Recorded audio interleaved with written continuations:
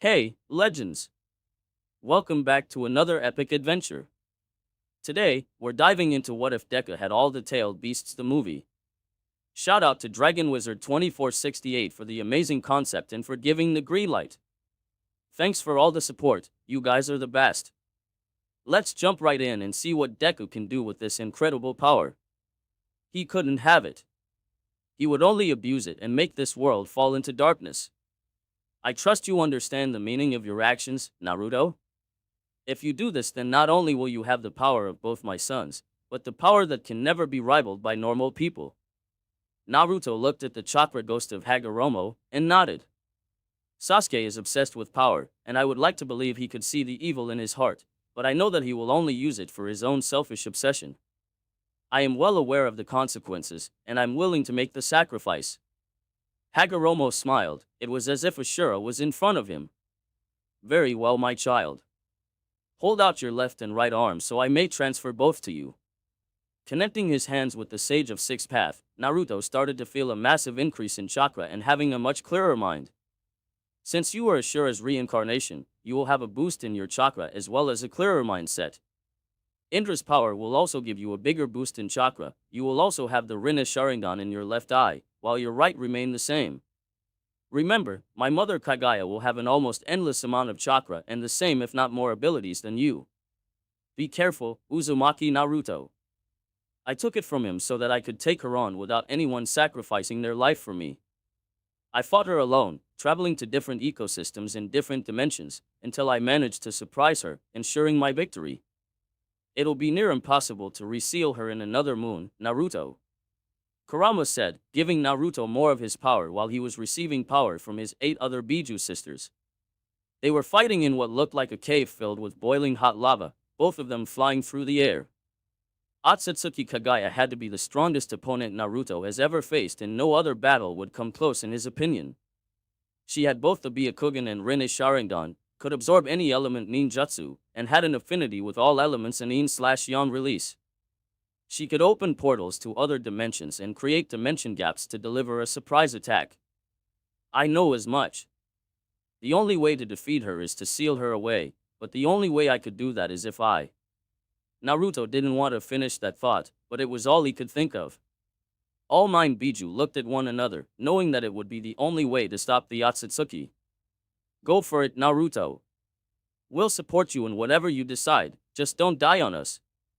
Naruto was glad he wasn't alone in this.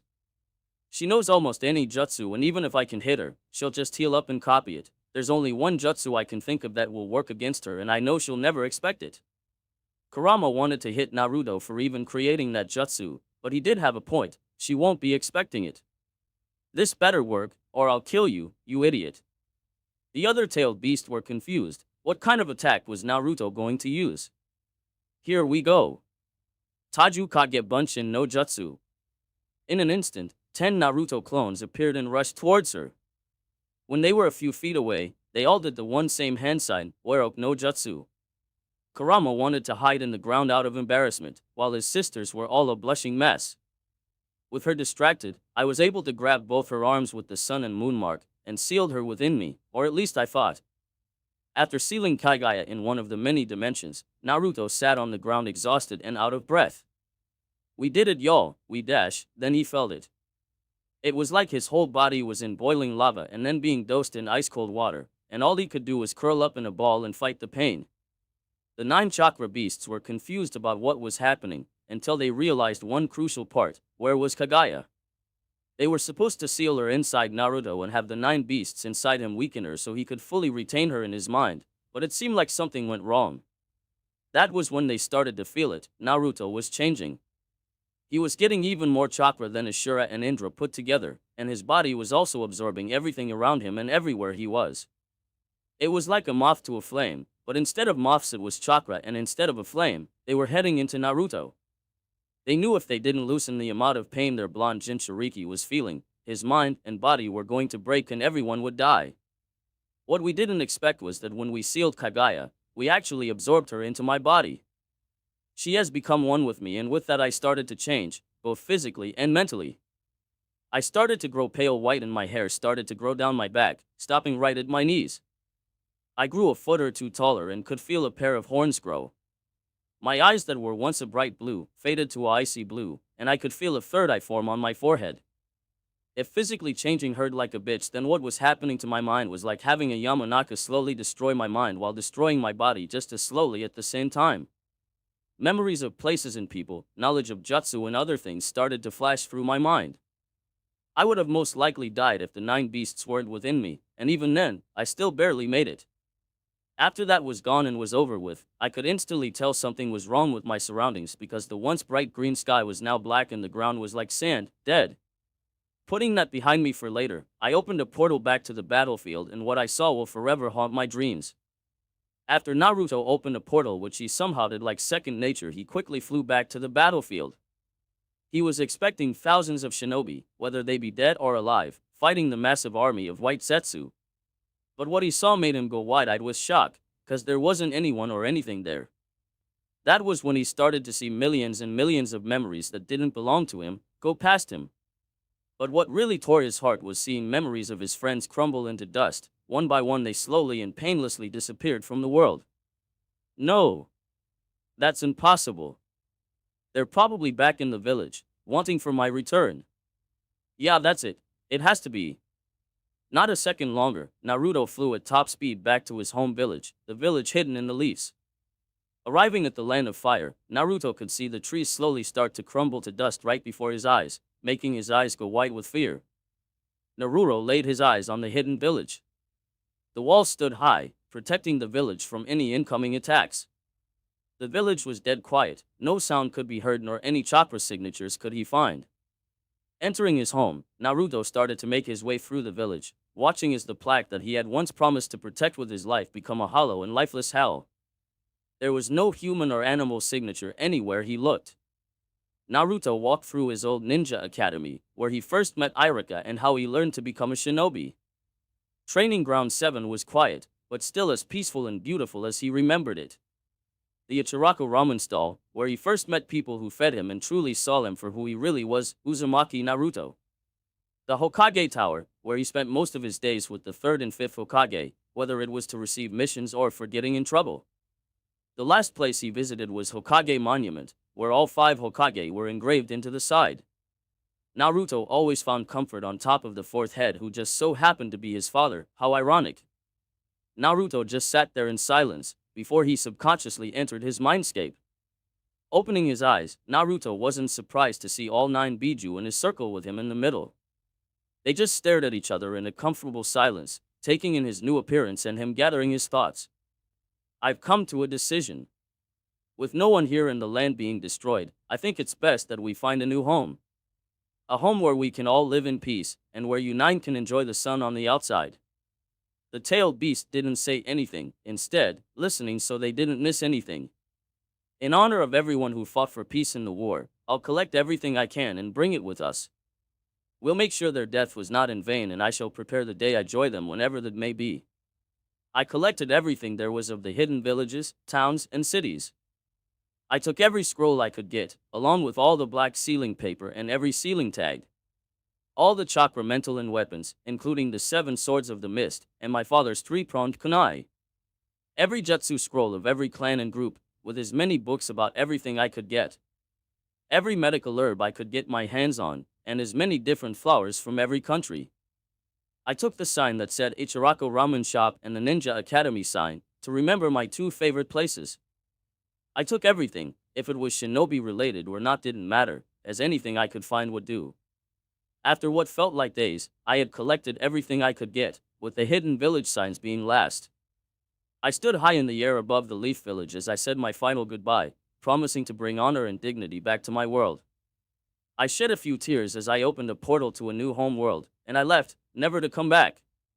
It all started when a luminescent baby was born, and not long after many other people started to develop strange and magnificent abilities.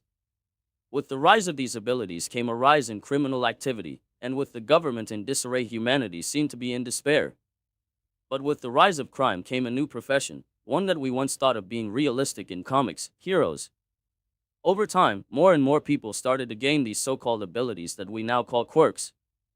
Now, 80% of the world's population have these quirks, having the opportunity for many great things. But the other 20% who don't have the power of others are forced to live as how the world began. People weren't born equal, that's what I learned at the young age of 4. Stop it, Kakin, he's already crying, cried a green-haired boy who was shaking in his red-colored shoes. Said boy was currently standing in front of the kid with his fists up, trying his best to look less scared than how he looked. Deku, always trying to be the hero. You're just a quirkless loser wannabe, what are you gonna do? Kachin said with his arms crossed, looking at the boy with a mischievous look in his eyes and evil smirk across his small childlike face. Then I'll fight you. Kachin only laughed at his former childhood friend, before creating small explosions from his palms. The boy who was being protected had got up and ran not long after, seeing as this was his chance to escape. Deku, as he was formerly called, who had been beaten up worse than the one he was supposedly protecting, now laid down with small scratches and scorch markings across his body. It was at this time that he could see a person block out the sun, casting a shadow to swallow up the boy. The last thing he saw was what looked like 2 horns and white hair before he fell unconscious. A while ago, in a dense forest dozens of kilometers away from any city, a man of unknown origin stepped out of a portal, which soon disappeared, and took in his surroundings. He was 6.5 feet tall with long white hair, pale skin, and 2 horns on his head. He had icy blue eyes and 3 whisker marks on his cheek. He was wearing a white t-shirt with the kanji for food and black ambu pants along with combat boots. Over all of that, he had on a black cloak and hood that seemed to reach down to his feet and wrapped around his whole body.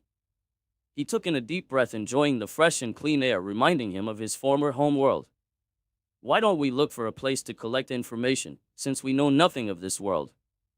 A deep rumbling voice echoed through the man's head. You're right. Information is key and we know nothing of the world, so why don't we take a look from the sky? Without another word, he did a hand sign and he took to the sky, zeroing on the closest place with people. After a few minutes of high-speed flying, the mysterious person came across a place he had never seen before.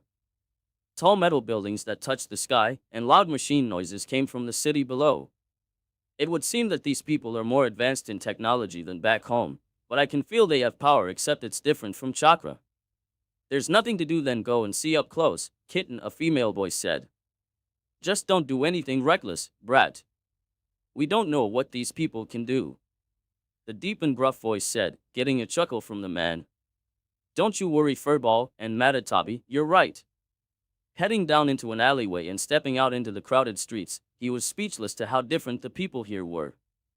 People really do come in different shapes and sizes, even species too, was what he thought, glancing at everyone.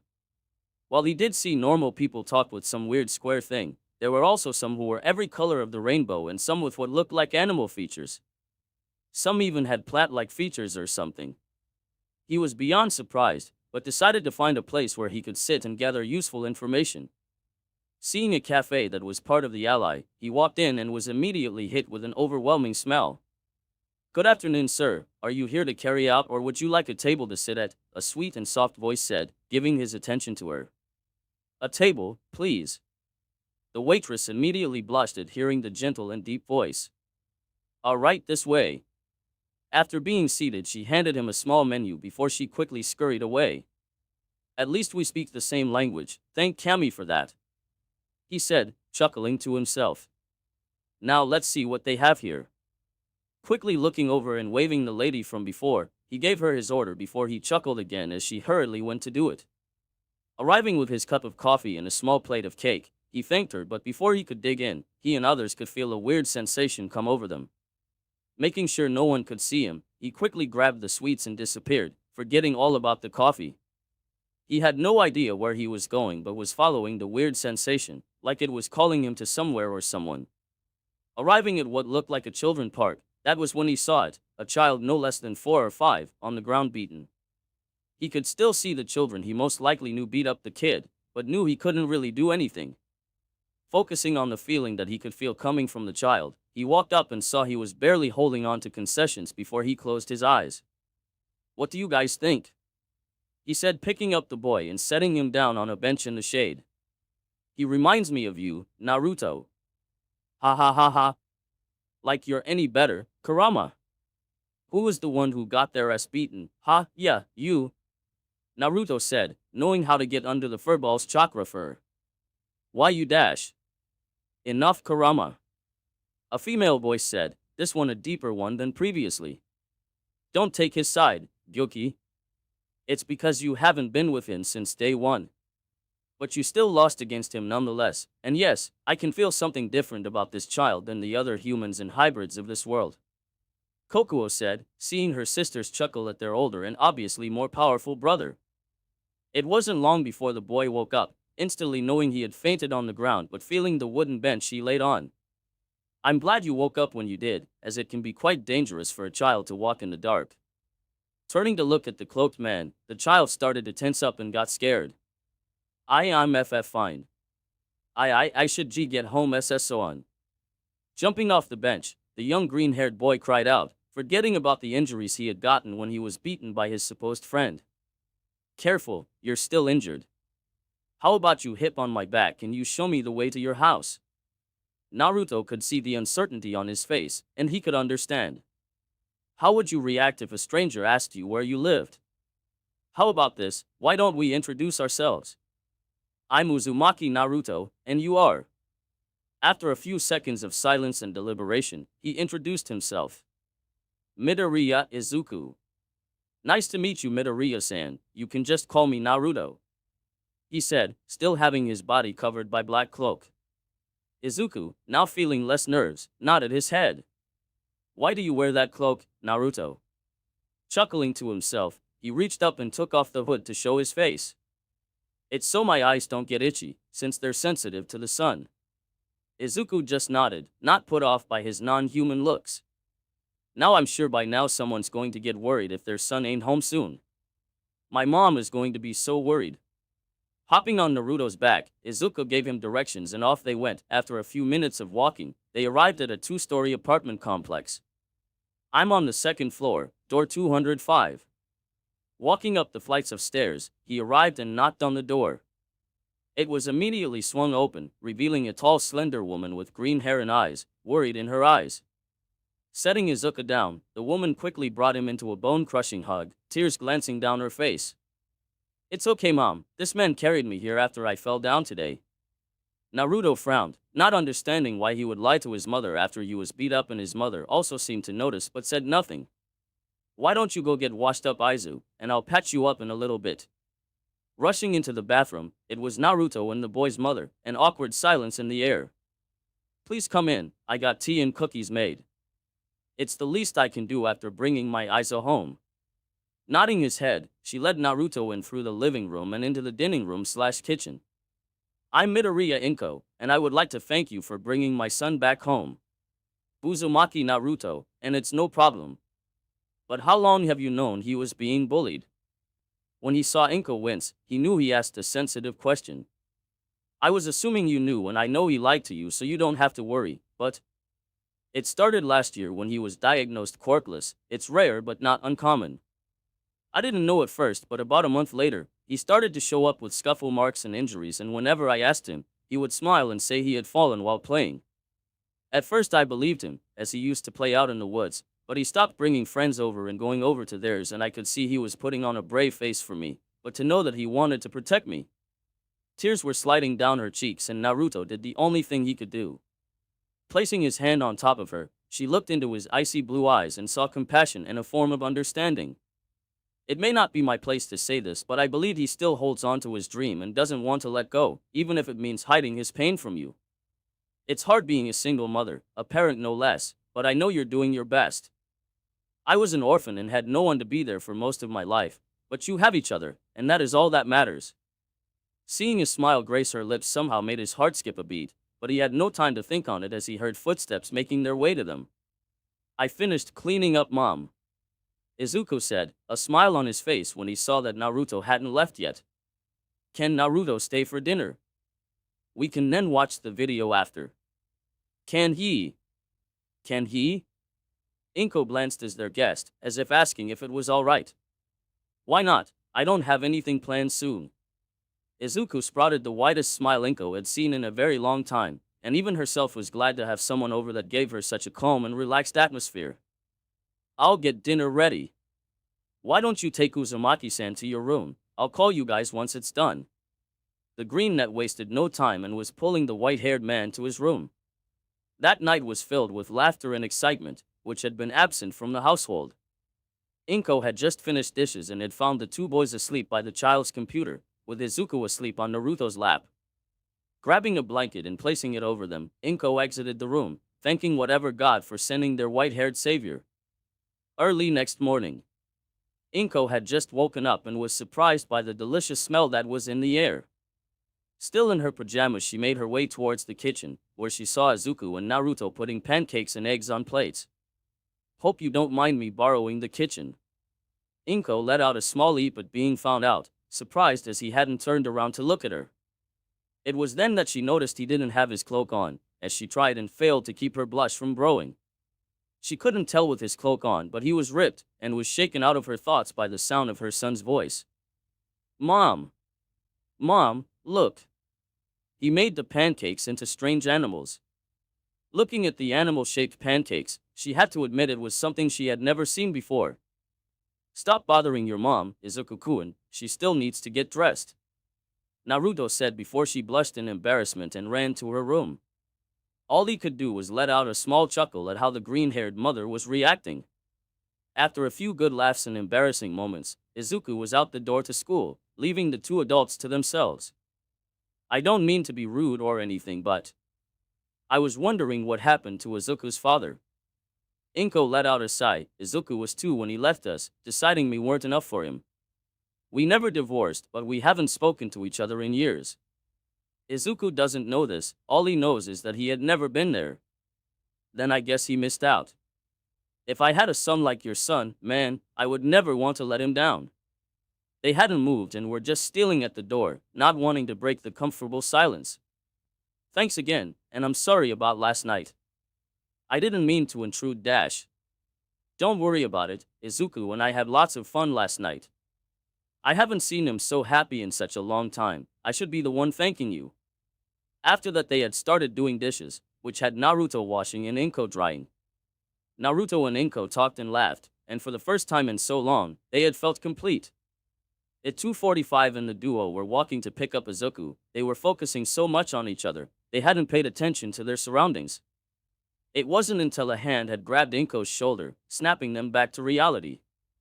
Why didn't you tell me you were going back into dating? I could have set you up, girl. The ash-blonde lady said, casting her eyes up at Naruto. He was wearing his white t-shirt and black umbu pants and boots, but had on some black shades, covering up his eyes. The duo had instantly blushed at the misunderstanding, refusing to look at each other. And no, Mitsuki. This is Uzumaki Naruto, he just arrived yesterday. I just arrived in the city yesterday where I met her son, and you must be Bakugo Mitsuki. Inko-chan has told me a lot about you and your temper. Inko-chan, huh? Realizing his mistake, Naruto had tried to think up an excuse but was stumbling on his words. Meanwhile Inko was as red as a tomato but was kinda happy. I'm only teasing. But damn Inko, you sure know how to pick 'em. With a few more embarrassing comments that left them a blushing mess, and Naruto getting teased by the Nin Biju, they arrived at the school just in time for the bell to ring. For some reason, Inko had started to get frustrated at the way some of the moms were looking at the man beside her, and while she knew he was drop-dead handsome, also found herself jealous. So in a moment of this newfound feeling, she grabbed Naruto's hand into hers and faced forward. She was surprised to feel him tighten his hold on her, but was glad he hadn't pulled away. Mitsuki only smirked, glad that even if they had just met yesterday, her friend had found some happiness. It wasn't long till everyone's kid came rushing out, Izuku not far from the leading pack. Mom! Naruto! They heard him shout, jumping into his mother's arms. How was school? Naruto had never been one for the academy, but had wished he had taken it more seriously. It was great. We're learning to add and subtract double and triple digits. And in science. Mitsuki was more than happy for her friend, seeing her and Izuku happy with this man, and the way he was interacting. She had seen how some men wanted to get in Inko's pants or had run away when they realized she had a kid, but with this man, it was like he was born to be a father. Uzumaki Naruto, huh? Let's see what happens. Hours later, back at the Midoriya place. Please, please, please mom. Inko could only sigh as her son was desperately pleading with her. Why you ask? Well, it just so happened that our white-haired Uzumaki had told them that he had nowhere to live nor any money, along with no living family relatives. He had shown to actually care for Izuku and I couldn't remember the last time I've been so happy. And it's not like I don't want him to stay. Looking at her son and then back to Naruto who was doing what little dishes there were for dinner, she made up her mind. If he's fine with Dash, before she could finish, Izuku had tackled her into a hug, one she happily turned. Later, Naruto had just exited the shower with only some green boxers that had ramen bowls on it and his white t-shirt, heading toward the living room couch. Thanks again for letting me stay, I promise to not be too much of a problem. Inko just chuckled at him and stared at his eyes. For some reason, it was as if she was flying through the sky, free and calm. I should be the one thanking you, she whispered before she got up and headed for her room. Hope you have a good night, Naruto, she said, entering and closing her door, and she could have sworn she heard him say you too, Inko-chan. That night Inlo had the best sleep of her life, and was hoping for more nights like this. As she yawned and got up, she could hear two voices come from outside her door. It sounded like they were excited or something and she couldn't be closer to the truth. As the door swung open, she could see Iruka standing there with what she could see as newfound hope and fire within his eyes. Naruto himself was not far behind, but she could see the worriedness and determination in his. It's been a month since Naruto met the Midoriya family, basically becoming almost like a family. It was also within that very month that he began to train Izuku, with his mother's permission of course.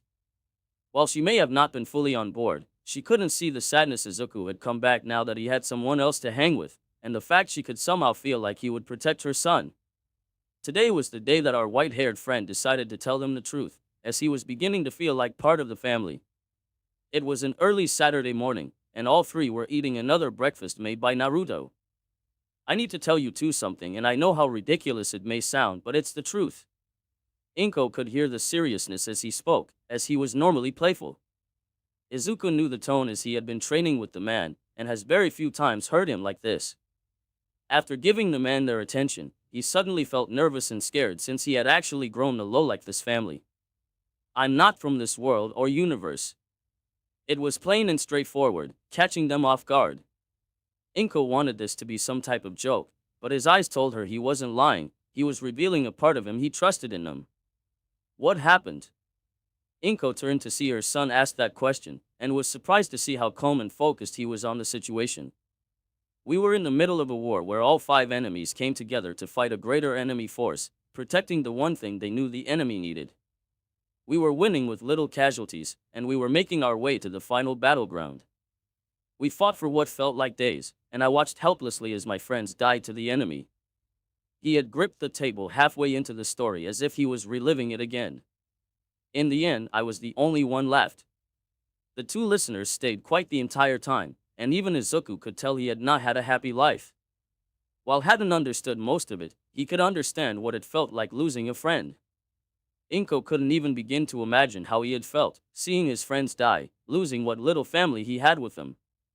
Naruto was so entrapped by the memories of the death and the comforting words the 9 little chakra beasts were giving him, that when he felt his hand being grabbed in a hug, he realized he wasn't alone.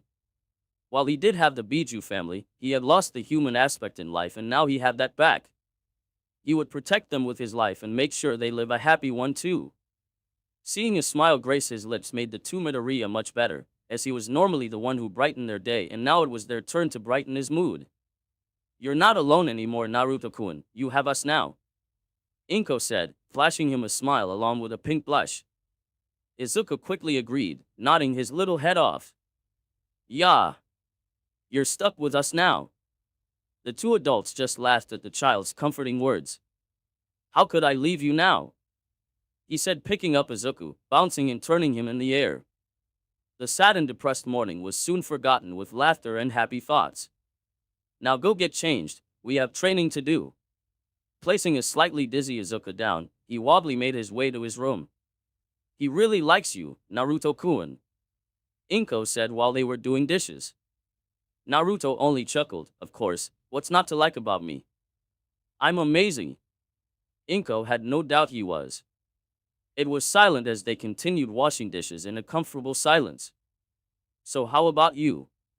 Do you like me? He hadn't really meant to say it out loud, and he had reason to believe it was their doing, but it was too late now. Inko froze, and she knew she was blushing badly. Did she like him? Yes. Did her child like him? Absolutely.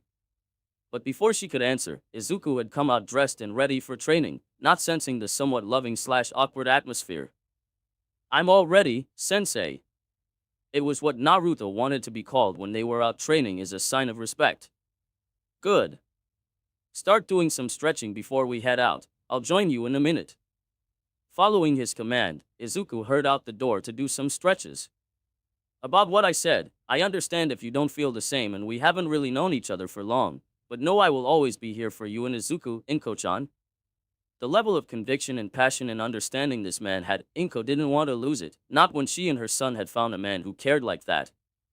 Seeing him reach for the doorknob, Inko quickly used her quick to slow him down and tackled him into a hug. Since he was taller than her, the green net only reached his lower chest/shoulder blades. I do. Izuku had somewhat noticed the connection between his mother and Naruto, and seeing how happy he was when he joined the child, Izuku knew something happened. He was thrown out of his thinking when they arrived at their training ground. It was deep in the forest that surrounded the city, which gave them privacy and quietness from the loud and busy city. Today will be a little different, so instead of physical training, every Saturday I will be teaching you everything I know. As you now know, I ain't from this world, but the ability I have can be counted as what you call a quirk. Sit down while I demonstrate what I have and how to use it.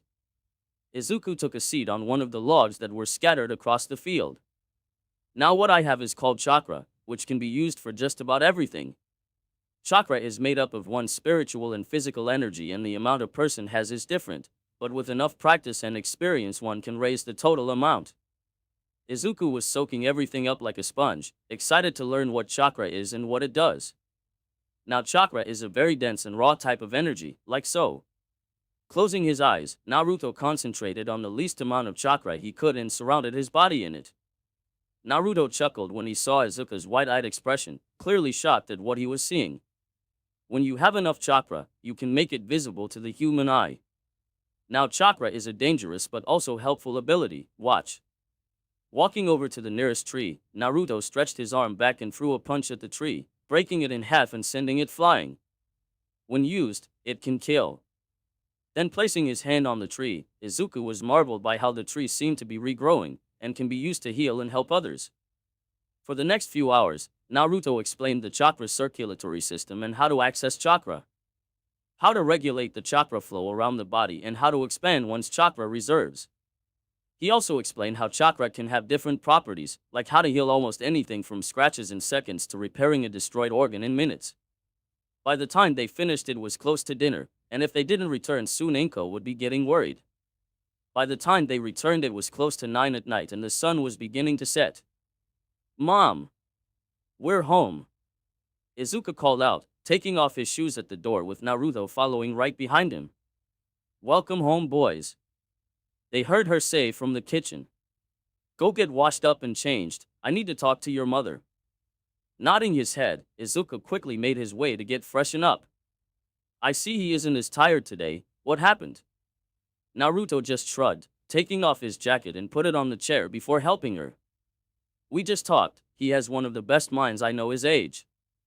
Inko just laughed, knowing his surprise. I get that a lot, and I honestly don't know how he does it. Even at an early age he had started to talk and read way before other kids, but was on the slow side when it came to standing and walking. This time they both laughed at how Izuku grew up, different that was for sure.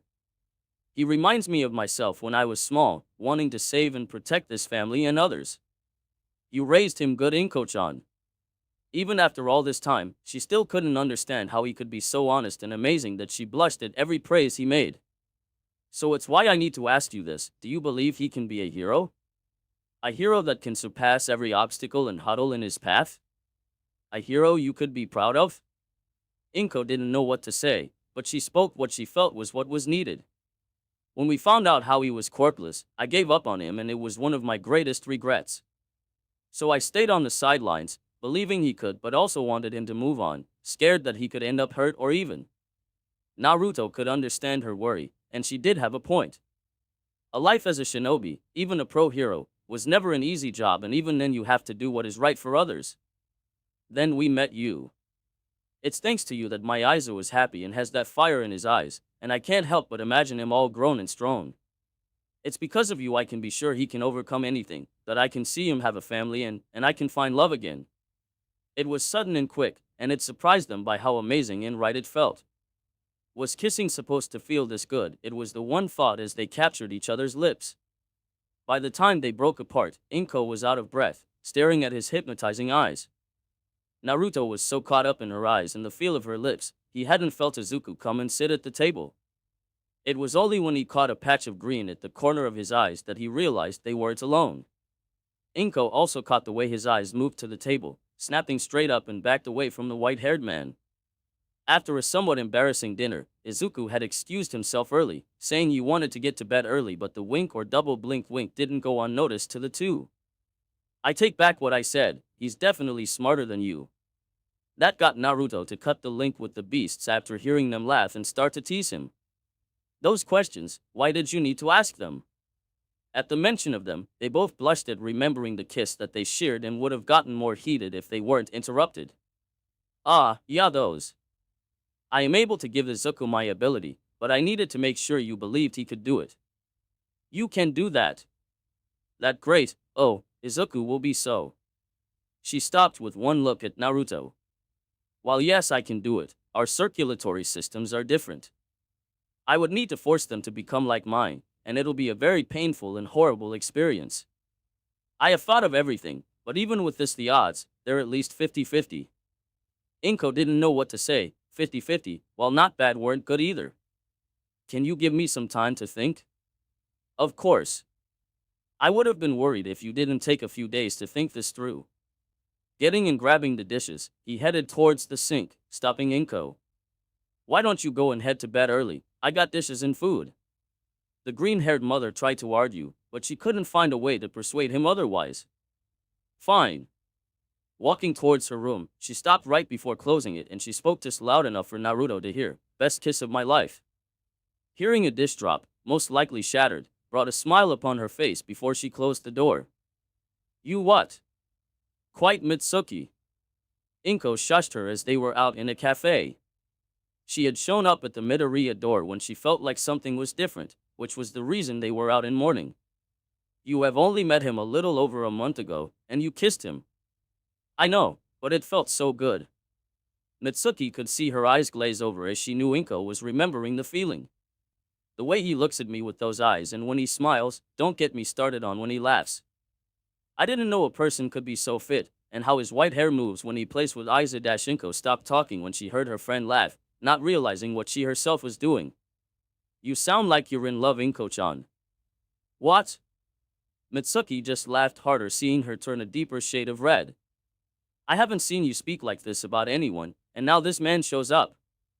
I have honestly never seen you so chippy and bright in years, and if he kissed back like you said, he may also love you back. For some reason Inko could just see Naruto saying he loved her, and it sent delightful shivers down her back. I mean, we did say we liked each other. When does he get home with the munchkin? Around 9, and since it's Sunday I doubt he'll stay out late since it's a school light. The grin that seemed to spread across Mitsuki's face made Inko gulp, being very familiar with it. I have a plan. It was 5 minutes till 9. Inko noticed, knowing Mitsuki should have intercepted the two and grabbed Izuku. Hearing the door open, Inko straightened out her clothes, hands sweating in nerves. Did you send Mrs. Bakugo to grab Izuku? Inko felt better when she saw Naruto's speechless expression, a blush forming on his face. She had on one of Naruto's white shirts with a pair of her shorts that ending an inch above the knee. I thought we could spend the night alone together, if that was fine with you. How could Naruto say no when he gazed at Inko, and the way she was dressed up?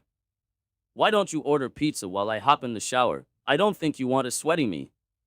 For some reason Inko found it hard not to blush, now not wanting him to shower, just so she could smell his forces. Inko, follow the plan. Sure, by the time you get out pizza should be here. Once out of sight, she fell to the ground, knees weak and a slight tingling in her stomach. It didn't sound this hard when Mitsuki was telling me about this. Gathering what little strength she had left, Inko grabbed the phone and ordered 2 large pizzas, then collapsed on the couch. Pizza arrived just as Naruto got out of the shower, sporting a black long-sleeve shirt and black shorts that went a little below the knees. His long white hair was in a ponytail and damp. Inko nearly dropped the pizza if the pizza man didn't catch it in time, and even he could understand why when he looked at Naruto. "The pizza's on me, go get him lady," he whispered in her ear, flashing Naruto a smile before leaving. Why don't I pick the movie? That was the last thing Inko could remember, as everything else was a blur to her. The next thing she knew, she was laying in bed staring at the ceiling. What happened last night? Shaking the sleep from her head, she started to remember. Naruto picking a movie and him laughing while enjoying the 2 pizzas, laying her head on his shoulder, then looking into his eyes, her eyes widened. Looking beside her stood another lump, clearly bigger and moving. She had kissed him, and since it was just the 2 of them, she had dug deeper. A deeper did she dig. Inko soon fainted with a noticeable blush and slight smile on her face, remembering the passionate time on her bed. It's been 5 years since the Midoriya family met and welcomed in Uzumaki Naruto, and things couldn't be better. After that night, Naruto and Inko had promised to take it slow, but not a month later they started going out. Izuku had noticed how his mother and Naruto had started to get closer, and after some time, started to see him as a father figure. Besides the Midoriya house being changed to a more lively home, Izuku's training had gone up tremendously. For an almost 10-year-old boy, the green net was already built, having a lean and well-defined body, and would only sharpen up more as he grows up. Izuku was currently doing some cliff climbing in a deep trench Naruto made. His goal was to climb down and up in a total of 10 minutes, which he still hasn't done yet. 15 minutes is how long it took for you to climb down and back up again, which ain't bad, but with more practice you'll get it down to 10 minutes. Izuku was out of breath and tried, having to work out on Mondays, Wednesday, and Friday at 4 in the morning. Weekends were at 8 in the morning. "We're done right now, let's go so you can start to get ready for school." Standing up on tired legs, the 9-year boy tried to catch up to his father. "Even after all this time, you're still to Wefe," say Naruto just laughed at his son and patted him on the back. "Don't worry, you're still growing. You'll be faster than me in no time." After a quick shower and Naruto's special breakfast, scrambled eggs with 2 slices of French toast, a side of bacon and a protein drink, Izuku was out the door. "You know it's impossible to scare me, Inko-chan." Feeling 2 arms wrap around his waist, and the body heat against his back seat shivers down his back. "I'll get you one of these days, Whisker-kun." After finishing off the last of the food, they started on dishes with a comfortable silence, before Naruto cleared his throat. "We both agreed on talking about this with him when got older, but I think it's time we tell him." "Okay. I know you think the wait what?" Placing down the dish, she turned to face him. "I said okay. If you think he's ready, then he's ready." Naruto just stared at her, trying to see or feel if something else was going on. "I trust you with mine and Aizu life, and if you believe he's ready, then I'll trust you. I know how much time you've put in training him, and if you are 100% sure, I'll be right beside you." All he could do was smile, bringing her into a hug. "How did I find such an amazing woman as yourself? I'm pretty sure it was your cooking that won me over." "Ha, very funny. Since you like jokes so much, laugh at this." Before she run, Naruto had gotten behind her, hands low and fingers at the ready, and attacked her sides. "Istada ha, stop, ha, na, inar, ha, yudo, ha. Ha ha ha ha ha." Inko laughed, trying to get away from him. "The fun has only begun, Inko-chan," he whispered in her ear, a smile making its way on his face. When school was finally over, Izuku was surprised to find his father waiting outside the gate, as if waiting for him. "How long has it been since I was picked up, huh?" Naruto only grabbed him by the neck and brought him in, messing up his already messy hair. "Can't I pick up my son?" That was when he saw the serious look cross his face. "I need to tell you something." Nodding, they headed towards the nearest alleyway. "We planned on waiting a few more years, but I believe you're ready, son." With a quick wave of his hand, a large oval purple portal appeared in front of them. "Follow me, your mom is already waiting for us." It was a weird feeling for Izuku when he stepped through, like his body was going faster than his mind. It made him a little dizzy too. Once getting his bearings set, he took in his surroundings, surprised by the new addition in their workout area. A one-story house made out of dark brown wood, and he would have missed it if it wasn't for the fact he had familiarized himself with the area. While his was small, it also blended well within all the trees, which he was glad for, since it was a secret base for him. She should be done with the setup.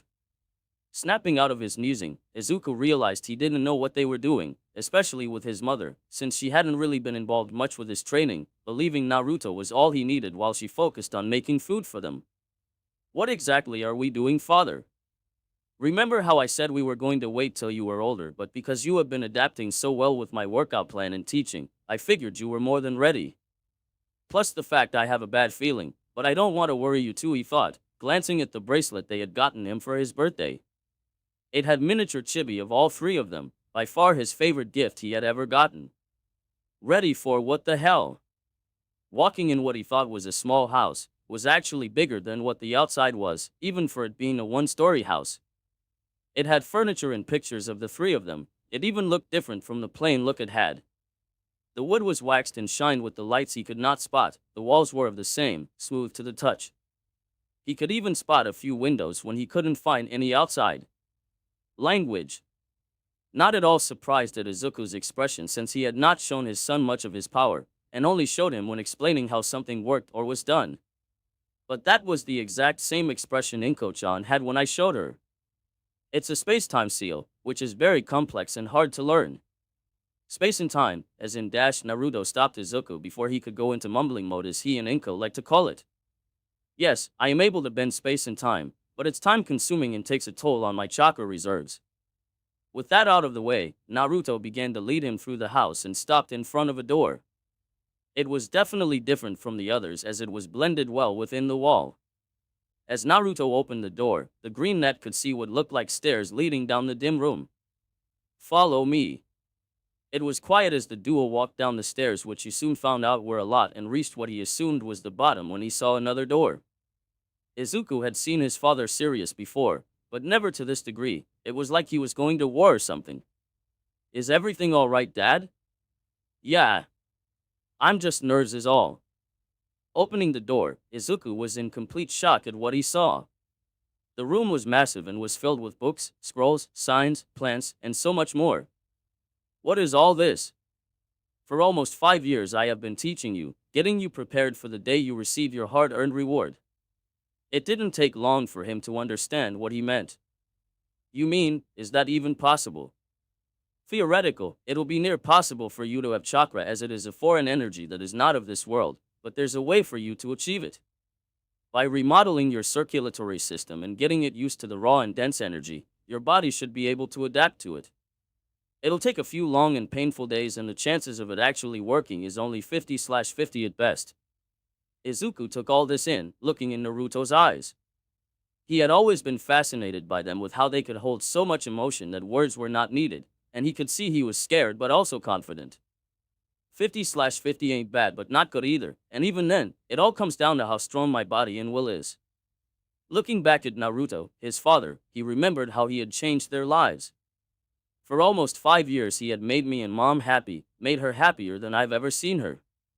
He cared about us and believed in me. He believed in that he has been training me all this time. Clenching his fists, he faced his father with the most determined smile he could pull. Even if it hurts, if it means I'm able to protect you and Mom, then I'll gladly take the days of pain to gain the ability. Naruto only chuckled at him. I figured you'd say that, so why don't we get started? It was then a door opened behind Naruto. Everything is prepared, Naruto-kun, son. Inko said, wiping sweat from her forehead. Thanks, Inko-chan, I'll take over the rest. Why don't you go and inform the school of Izuku's absence for the rest of the week and hang out with Mitsuki? She's already upset I've taken up most of her time spending with you. Inko chuckled but nodded, knowing how angry her ash-blonde-haired friend had been after a week of no contact. She had shown up when Izuku was at school and barged on them while they were wrestling, nudge nudge wink wink, and it was an embarrassing moment for all three of them. Sure. Just give me a call when you two are done. I'll make sure to prepare some of the best food I can too, she said, heading up the stairs. Will Mom be okay? We're pretty far in the woods and it'll be dark by the time she gets back into the city. Izuku wasn't blind to his mother's beauty, and the way some men would leer at her in Purr's ways. Don't worry, I placed a seal on her purse and shirt. If anyone so much as tries to hurt her or get too close without permission, then they will be casted into a very powerful genjutsu temporarily. Now let's go, we need as much time as possible for this. Entering the room, Izuku could see how much time and thought went into this, as he could see notes and diagrams, along with some medical equipment in the room. Now strip and lay down on the table. For this to work, I need to be able to see every inch of your body systems. This wasn't the first time he had to do this, as Naruto had helped him get rid of most of his insecurities this way, and to make sure his muscles and posture were perfect. Laying on the gray metal table, Naruto walked up and placed his hand on his head. Don't worry, I'll be placing you under a powerful sleep and pain-resistant genjutsu, but it'll only do so much. This will take at least 48 hours, and it'll leave me with 3/10 of my reserves left and you feel weak for at least a day. Placing the genjutsu on him, he gave his son one last piece of advice before he fell unconscious. Whenever you feel uncertain or scared, just remember me and your mother will always believe in you. Once Izuku was out, he began the procedure. I need to first make sure his heart will be able to handle the energy of chakra, then unblock his tenketsu and give him a small amount to see if it'll flow in his body. From there, I'll need to let it flow to each of the organs one at a time while making sure nothing gets damaged, or if damaged gets healed right away. Taju Kage Bunshin no Jutsu. Naruto spent 2 hours working on Izuku's heart, with clones keeping watch over his heartbeat, blood pressure, and brainwaves. I need to form a center, a starting point, so that the chakra can slowly surround it, and while I produce it with a steady flow, 2 clones can unblock his tenketsu 5 minutes apart from each other. While they are doing that, I'll need a clone at each organ so that they can make sure there's no abnormalities. It took a total of 30 hours to unblock all 361 tenketsu points. During those 30 hours, the Naruto clones were continuously keeping watch on the chakra flow. He was honestly surprised at how accepting his body had on chakra, but he needed to keep his mind focused, just in case.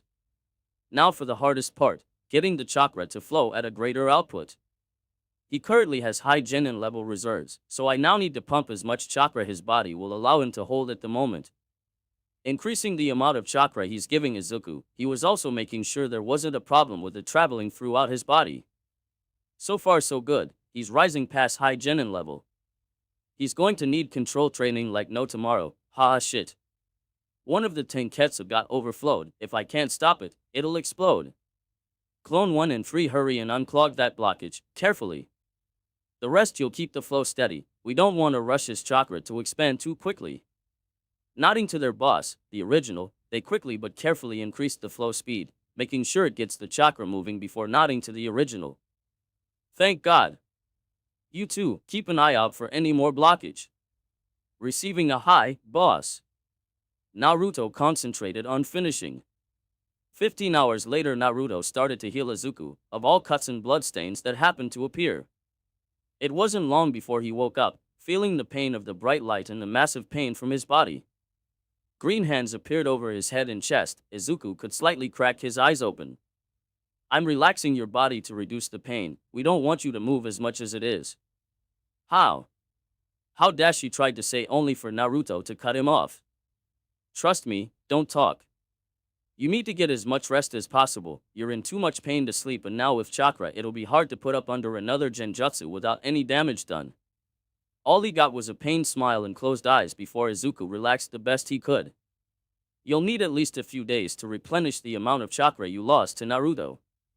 You did this with just your chakra, knowing ours would be too much for him. You now have 2/10 of your original power left, if that. Much worse than what you said. I gave him as much as I could and how much his body could accept, and as a father, it's my duty to give my all to him. They could imagine pride on his face, seeing as how he could now train Izuku in the arts of shinobi. He didn't care if Izuku went hero or not, as long as he got the power to protect this family and friends, then it is all he could ask for. As the 24 hours of pain and discomfort dragged on, Izuku could speak a bit more without pain and was in and out of sleep now, mainly due to his body working on still understanding the new and improved system. Once Izuku was at a certain point, Naruto stopped what he was doing and had one of his clones bring a chair over before collapsing onto it. He didn't know when he fell asleep, but when he opened his eyes, he could see his son trying to sit up. Here, let me help. You will find it hard trying to move, but it should only be for a few more hours. Grabbing him by the back on his knees and neck, he began to walk up towards the main part of the house. For now on, every day after school and on weekends we will be here, where I will teach you everything I know. The room with all that stuff, it's from my world. Once you get better, it'll be all yours. But why? Aren't those important to you? Naruto chuckled at his son, knowing he was once right. Don't get wrong, they are still important to me, but I found something even more important than objects of the past. Naruto didn't explain or anything, letting Izuku come up with his own answer. Now that you can move fully, we first need to get your chakra under control. I was able to give you extremely high-level reserves, but even with the huge amount I have, it's useless if I can't utilize it properly, and could cause me and others to be in danger. Izuku said, remembering Naruto demonstrating the difference in chakra power on many trees. Good to know you still remember. Now, what was one of our first lessons on chakra? Naruto said, sipping on some jasmine tea. I need to first understand it before I can do anything with it, and the best way to do that is to practice chakra control and meditate. Izuku wasn't sure about the meditate part, but seeing Naruto nod gave him relief. And that's where we're going to start with.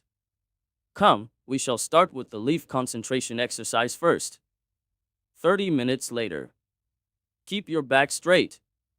Knees better not past your toes. Arms are dropping, pick them up. Naruto shouted at Izuku.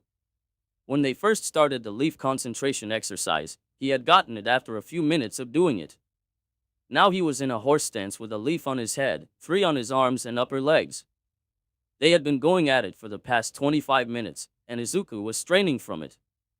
He could normally stay like this for hours, but now with circulating chakra, he was going to collapse soon. After another 5 minutes, Naruto had him take a break. The leaves flew away in the air. Not bad, son.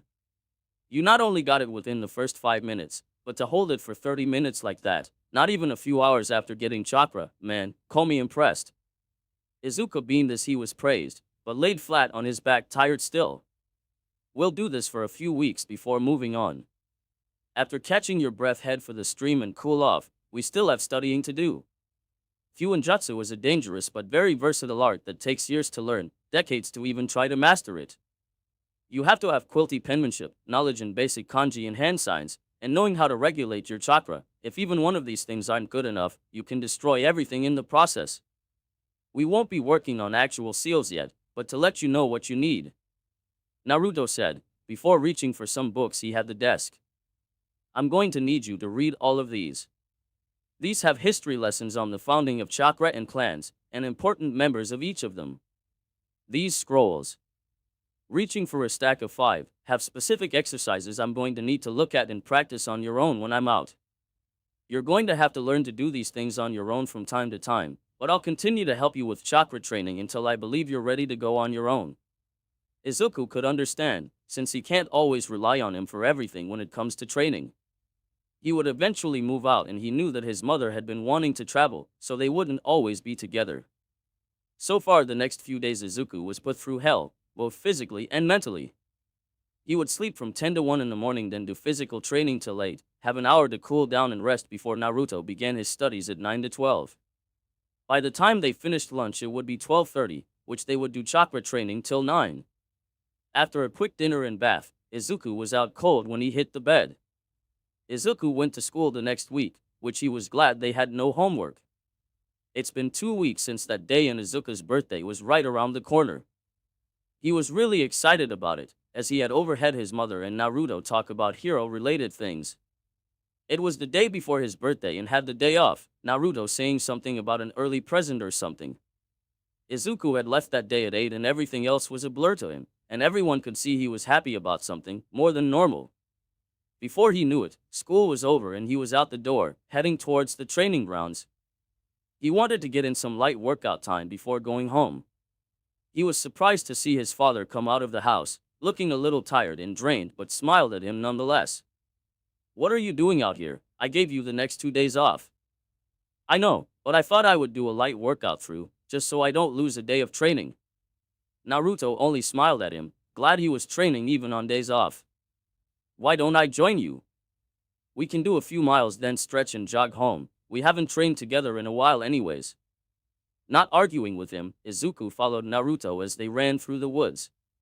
What were you doing out here anyways? I thought you would have been with Mom, he said as they round a corner. It's a surprise, you'll have to wait for tomorrow. Come on, can't I get a little hint? Izuku tried to do the puppy dog eyes on him, but Naruto shook his head no. You need to have patience, son, or else you'll run into a problem with no time to think. Arriving home, they were greeted by a delicious smell of food that had them practically bursting through the door. They were laughing at one of Izuku's embarrassing moments when he was younger, when Naruto felt someone dangerous coming. He was too late, as the front of the apartment exploded, sending the three of them away. Naruto had blocked most of the shock and burns that threatened to pass and get to the two green net. Are you two okay? Naruto said, appearing by their side, hands growing green. It was then that he heard footsteps make its way inside, and sensed the powerful chakra he was emitting. So you're the one who killed Kaguya, can't see how but she was weak to begin with. Naruto stood in front of the two, a sword appearing in his hand. Who are you and what do you want? The man said nothing as the smoke soon cleared, Naruto realizing who this man was due to Kaguya's memories. I am one of the three gods that rule the Otsutsuki clan, and I'm here to deliver punishment upon which the crime you have committed. This is bad news, Naruto. He's Otsutsuki Ishiki, one of the top 3 leaders, and one of the reasons why Kaguya was unearthed to begin with. It's funny how we accepted him into our home, but we didn't care. He was warm and trusting, and his smile always brightened up our day. We had so many memories, me, Mom and him, we had the bestest of times whenever he was around. He was the reason I continued to become a hero. He was the reason my mom found love again. It's funny, he would always say I never break a promise. It's my ninja way. We knew he told the truth as he had never broken a promise before, he always keep his promises. No matter what. Naruto was currently holding a long, thin sword in his hand, eyes forced on the enemy in front of him. Izuku. He heard his name being called. I need you to grab your mother and wait for my signal. When I get him away, you run to Mizuki's house. Got it? Izuku was still dazed from the explosion, so it was hard for him to think straight. Izuku. Do you hear me? That seemed to snap his mind into place. What about you? Izuku said, looking up at Naruto's back. He could hear Naruto chuckle before he got lower and tightened his grip. I promised, didn't I? And just like that, Naruto appeared behind the Otsutsuki and slashed down, only to be stopped by his hand. That's not going to work on me, I can see your movements. For an unknown reason, Naruto was getting irritated at his calm and overconfident voice. I just needed to get behind you. And they were gone, leaving the two in the burning house. It was then that heroes started to arrive on the scene, rescuing the people from their room they were trapped in. Deep in the forest, a loud explosion shocked the ground and uprooted the surrounding trees. He's too strong, we need another approach than up-close attacks. I know, but if he's anything like Kaguya then he can absorb and send back my chakra attacks. I don't know how to even beat this guy, he can practically predict my every move with his eyes. Naruto had no idea how to go about winning this, he was already getting his ass kicked as it was. There might be a way, but it's a 99% guaranteed death after use. Is this all you got? I'm truly disappointed. I thought you would be strong, but it seems that you just got lucky. He cast his eyes as Naruto stood up from the created, his wounds already healed. Don't worry, after I kill you I'll send those two to you. You will not touch them. Kurama.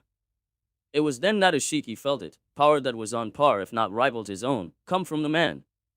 The amount of power Naruto now held was so much that the ground cracked and trembled, the air seemed scared as it shook due to the pure pressure of it all. The Otsutsuki god watched as Naruto was covered in what looked like a cloak of chakra, but was something he had never seen before. Naruto stood at 6.5 feet tall, his white hair was a mixture of colors and his eyes shined, his Byakugan and Rinne Sharingan blazing with power, anger, and determination. His clothes also changed from his normal white t-shirt and black umbu pants to a long white cloak that split off into what looked like 9 different tails. Each tail was one tail of each biju, having a color glow to them. His whisker marks got bigger and bolder, and Naruto was amazed at the amount of power he now had. You have only 10 minutes in this form, and in that time you cannot waste any movements as it is combining all 10 of our chakra together. Understanding the importance of what Kurama said, Naruto dashed to meet Otsutsuki and punched him to the ground. Impossible. I can't see him move, and that hit. I felt like he took some of my chakra. Ishiki thought, wiping the blood from his mouth. Before he could stand up, Naruto appeared above him and delivered his sword into the ground where Ishiki barely moved in time. And that was how it went. With each solid hit upon Ishiki, he felt more and more of his chakra fading in something else. While Ishiki was able to land some solid hits, Naruto would instantly heal and change again. 8 minutes had passed, and while Ishiki was tired, bruised and bloody, he could tell Naruto was on his last legs. Naruto himself knew he wouldn't be able to last much longer either, as he prepared his most powerful and last move, using as much chakra left. This will be your last attack you will be able to make, Naruto. Kurama's voice rang in his head. What better way than to go out using my most precious jutsu combined with all 9 of you in it? Suddenly his cloak-like tails all started to grow and stretch, growing as big as the trees that now no longer surrounded the area. Focusing the last of his chakra, Naruto began to form a round circle, each with a different element in color. It only took a few seconds before he finished preparing his jutsu. Oh, how they radiated power and destruction, and Ishiki could see it too. Less than a minute left. Gotta hurry. Blood leaked out the side of his mouth, splashing on the ground. This was it. This was his final moment. Bending his knees, Naruto began soaring through the air towards Ishiki, who in turn was flying towards him, a black staff in his hands aimed at his enemy. It was then that he saw him, outside the destroyed area at the tree line. Izuku. He thought, a smile forming on his face, as he remembered something. It had been a year after he started to become part of the Midoriya family, and they were all having a family picnic. Naruto and Izuku were carrying the picnic things following Inko, who seemed to be looking for a great place to sit down and eat. How come you're not a hero even though you're strong? Izuku said, stepping over a tree root. Naruto chuckled at, fixing his gaze at the woman in front of him, then to the small child beside him. What makes a hero isn't their strength or speed or even quirk. Everyone has their limits, and that's alright, well, human. But what makes a hero is his or her dedication to saving people with put anything in reward, and helping out those who are weaker than others. He then corrected his gaze up at the sky, a sad smile on his face. I'm not a hero because I have the physical characteristics of one, but because I don't need to be one. I have you and Inko-chan to take care of, and that's all that matters. Izuku thought about what he said, and Naruto could sense his confusion. Let me tell you something, there is only one way to become strong, and is something you would always remember. If fight for someone, those that are precious to you, then you can become truly strong. Always remember that, Izuku. Fight for those that are important to you. Izuku nodded, grinning at the older man. This is the perfect spot, boy. Let's set up and eat. Inko said to them, pointing to a clearing up ahead. It's for them. It's so he can achieve his dream. It's so Inko could see her son and know he was alright. It's so they can live another day. Forbidden Art, 9 by Jadama Raisin Shuriken. Earlier, Izuku had seen his father disappear and took this time to grab his mother and bring her outside, carrying her in his hands. Once outside, Izuku could see ambulances and police cars encircle the front of the building, while some water-based heroes controlled the fire and others healing the injured. A hero was running up to them as they had seen Izuku carry his mother out of the building. He quickly handed her over to one of the heroes he recognized, but was still shocked by what he had just witnessed. He finally snapped out of it when he felt a hand shake him a little, seeing that the hero was trying to talk to him. Are you okay, young man? Oh, ah. He didn't know what to say or do, but one word seemed to cross mind at that time. Dad, and he was off, chakra pumping through his legs. He didn't know where they would have gone, but it seemed like his legs knew, so he ran in whatever direction they did. He arrived far out into the woods, and he could hear faint explosions and how the ground trembled along. Going towards where the explosions were getting louder, he could also feel such tremendous power that rivaled the mysterious man that suddenly appeared. Izuku could make out what looked to be the end of the tree line, and stopped just out there. He saw the area burden of any life and the air felt different, like it was afraid.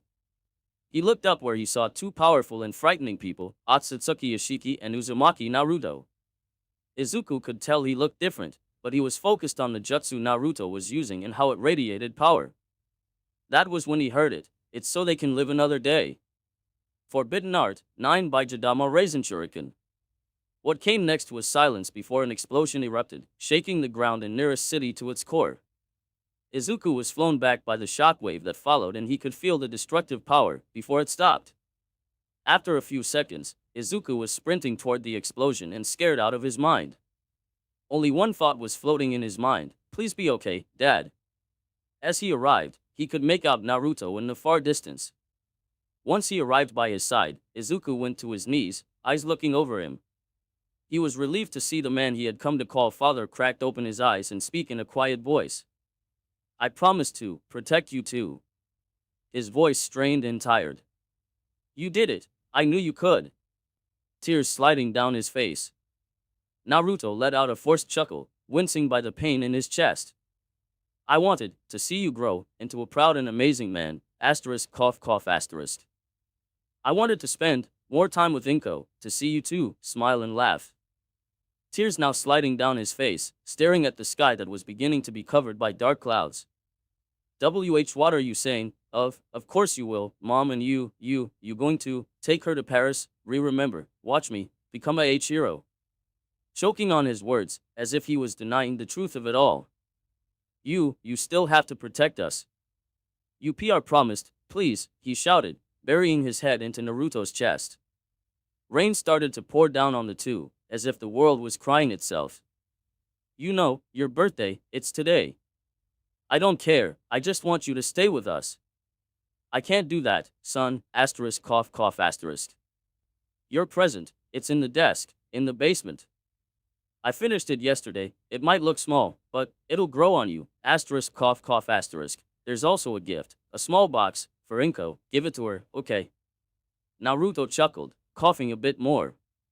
Izuku only gripped his shirt harder. There's one more present but I have to give you. Having what little chakra he had left, Naruto's 5 fingers glowed a little blue before he pressed them on Izuku's chest. Uzumaki sealing art, extraction transfer. Izuku's whole body started to burn up, pain riddled through his body as if something was entering his body forcefully. They will guide you on your path, cough cough, goodbye everyone. Naruto closed his eyes and a smile on his lips, and for a moment everything stopped. His body started to illuminate, turning into thousands upon thousands of tiny sparkles that rose up into the parted sky before everything resumed again. When Izuku opened his eyes, he noticed that he was in an extremely white room that smelled of disinfecting chemicals. He could also hear light snoring sounds on his left, where he saw an all too familiar green hair.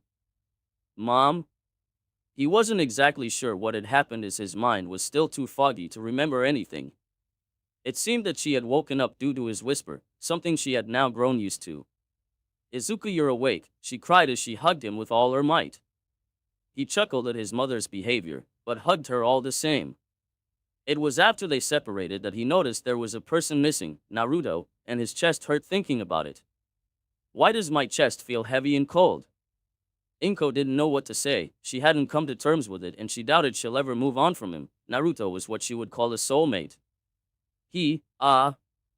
Naruto. She was honestly lost for words, not knowing what actually happened to him. He is currently missing. It's been 2 weeks since the incident, honey. She wanted to cry, to break down and hide forever, but she couldn't, not when her baby boy was currently going to go through. Izuku looked confused, before he started to remember everything. The mysterious man, the house exploding, then the fight in. He's gone, he promised to protect us, and he did, but... Tears sliding down his face, and Inko could understand what he meant. So for the rest of the afternoon they cried for him, the man who gave them happiness, the man they called father and lover, their shinobi hero. It was another week before Izuku left the hospital heading to their new home, since their apartment complex was destroyed and everything in it. He was currently laying on his bed looking at photos and videos of him, not wanting to forget the man who gave him hope. He was scrolling till he landed a photo of them. They were standing in front of a house surrounded by trees, and it took him a few seconds before he remembered. I can't do that, son, cough cough. Your present, it's in the desk, in the basement. I finished it yesterday. It might look small, but it'll grow on you. Asterisk cough cough asterisk. There's also a gift, a small box, for Inko. Give it to her, okay? Izuku realized that he had forgotten about it due to his death and being in the hospital, but he knew he needed to know. He grabbed a random shirt that was on the ground and quickly ran out of his room to find his mom washing dishes. Mom! Not even 5 minutes later were they out of the house and driving towards the last place that held any meaning of Naruto. It took 30 minutes for them to arrive at the woods and another 20 of walking till they saw it, the house he built. As they got closer, they felt a presence go past them, and in front of them stood him. He was smiling back at them before he entered the house, and it took them a second before they quickly approached the door and entered. Everything was the same, not a speck of dust or mold. The floor was shiny clean and the inside still shone bright. The furniture was still where it was since he had seen it. He could see the pictures of the three of them, all when he was younger and the earlier years Naruto was with them. They then looked to the hidden door and saw him again before disappearing down below, and they followed. It was weird as they could practically feel him within the house, his calm and radiating energy seeping into their very hearts. As they traveled down the stairs, they stayed quiet and just stayed focused. As they opened the door and walked in, they saw the desk and the gifts wrapped. One was a box no bigger than the palm of a hand. It was wrapped up in white paper with blue roses, her favorite. The other one was bigger and was wrapped in hero paper. A note was attached to it. The small one, he said it was for you. Izuku said, grabbing it and handing it to her, before he turned his attention to the other wrapped gift. As his hand reached for it, his hand hesitated, nerves eating at his heart. Calming down, he laid his hand down and carefully ripped the paper and opened the box's flaps. Tears in wide eyes as he saw the last gift he would ever get him, the last and most precious gift he would most likely ever get. He slowly lowered down his hands and grabbed the first object on top, which happened to be a midnight black cloak without the hood. Underneath that was black baggy pants that Naruto always wore and a sleeveless shirt that had a face cover that covered his mouth and below. Under all of that was another gift wrapped in white paper, and he could tell it wasn't clothes. As he grabbed it, Izuku could tell it was made of hard material but was light as a feather and curved around the ends.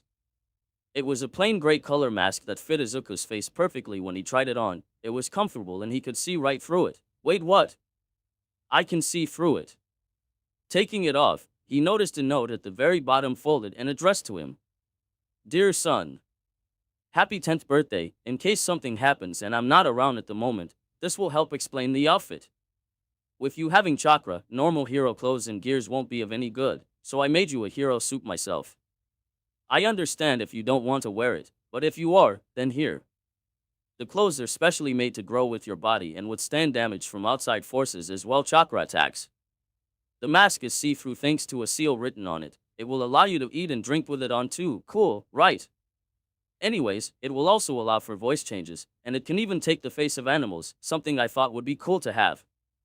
The color scheme is based if shinobi were on my world, to help blend in and easy to move around. You did say the cloak I wear was cool, so I made one for you, just without a hood. Again, happy B-Day, son. Thanks, father. I'll wear it for you and all that you have trusted in me. I swear on my life of a hero, I'll inherit your nindo and your legacy will not go in vain. Few minutes ago, Inko was handed a small gift box from her son, and she knew it was from Naruto due to how it was wrapped. Only you will do something so corny, but I love that about you. Wiping a tear, she started to unwrap to find a box that had a fake blue rose on the top of a black box. Unlike her son, she opened it carefully and her eyes widened. Inside were two simple red and blue rings of different sizes, with a folded knot attached to the inside of the top. Take 5. Midoriya Inko, for the past few years, you and your son have opened a world I never knew about, and I don't mean in the literal new world thing. You gave me home, food, and a friend within your son. I don't remember when I fell for you, but I'm positive it was from the first time I saw you and how you cared so much for Izuku. Over time, we started dating and it was the best time for me. What I'm trying to say is, will you marry? While she wanted to laugh at how he could be an idiot, the overwhelming feeling to cry was too great. She took both rings in her shaky hands and held them close to her heart, promising to always hold them close to her at all times. You will be the only man for me, Naruto.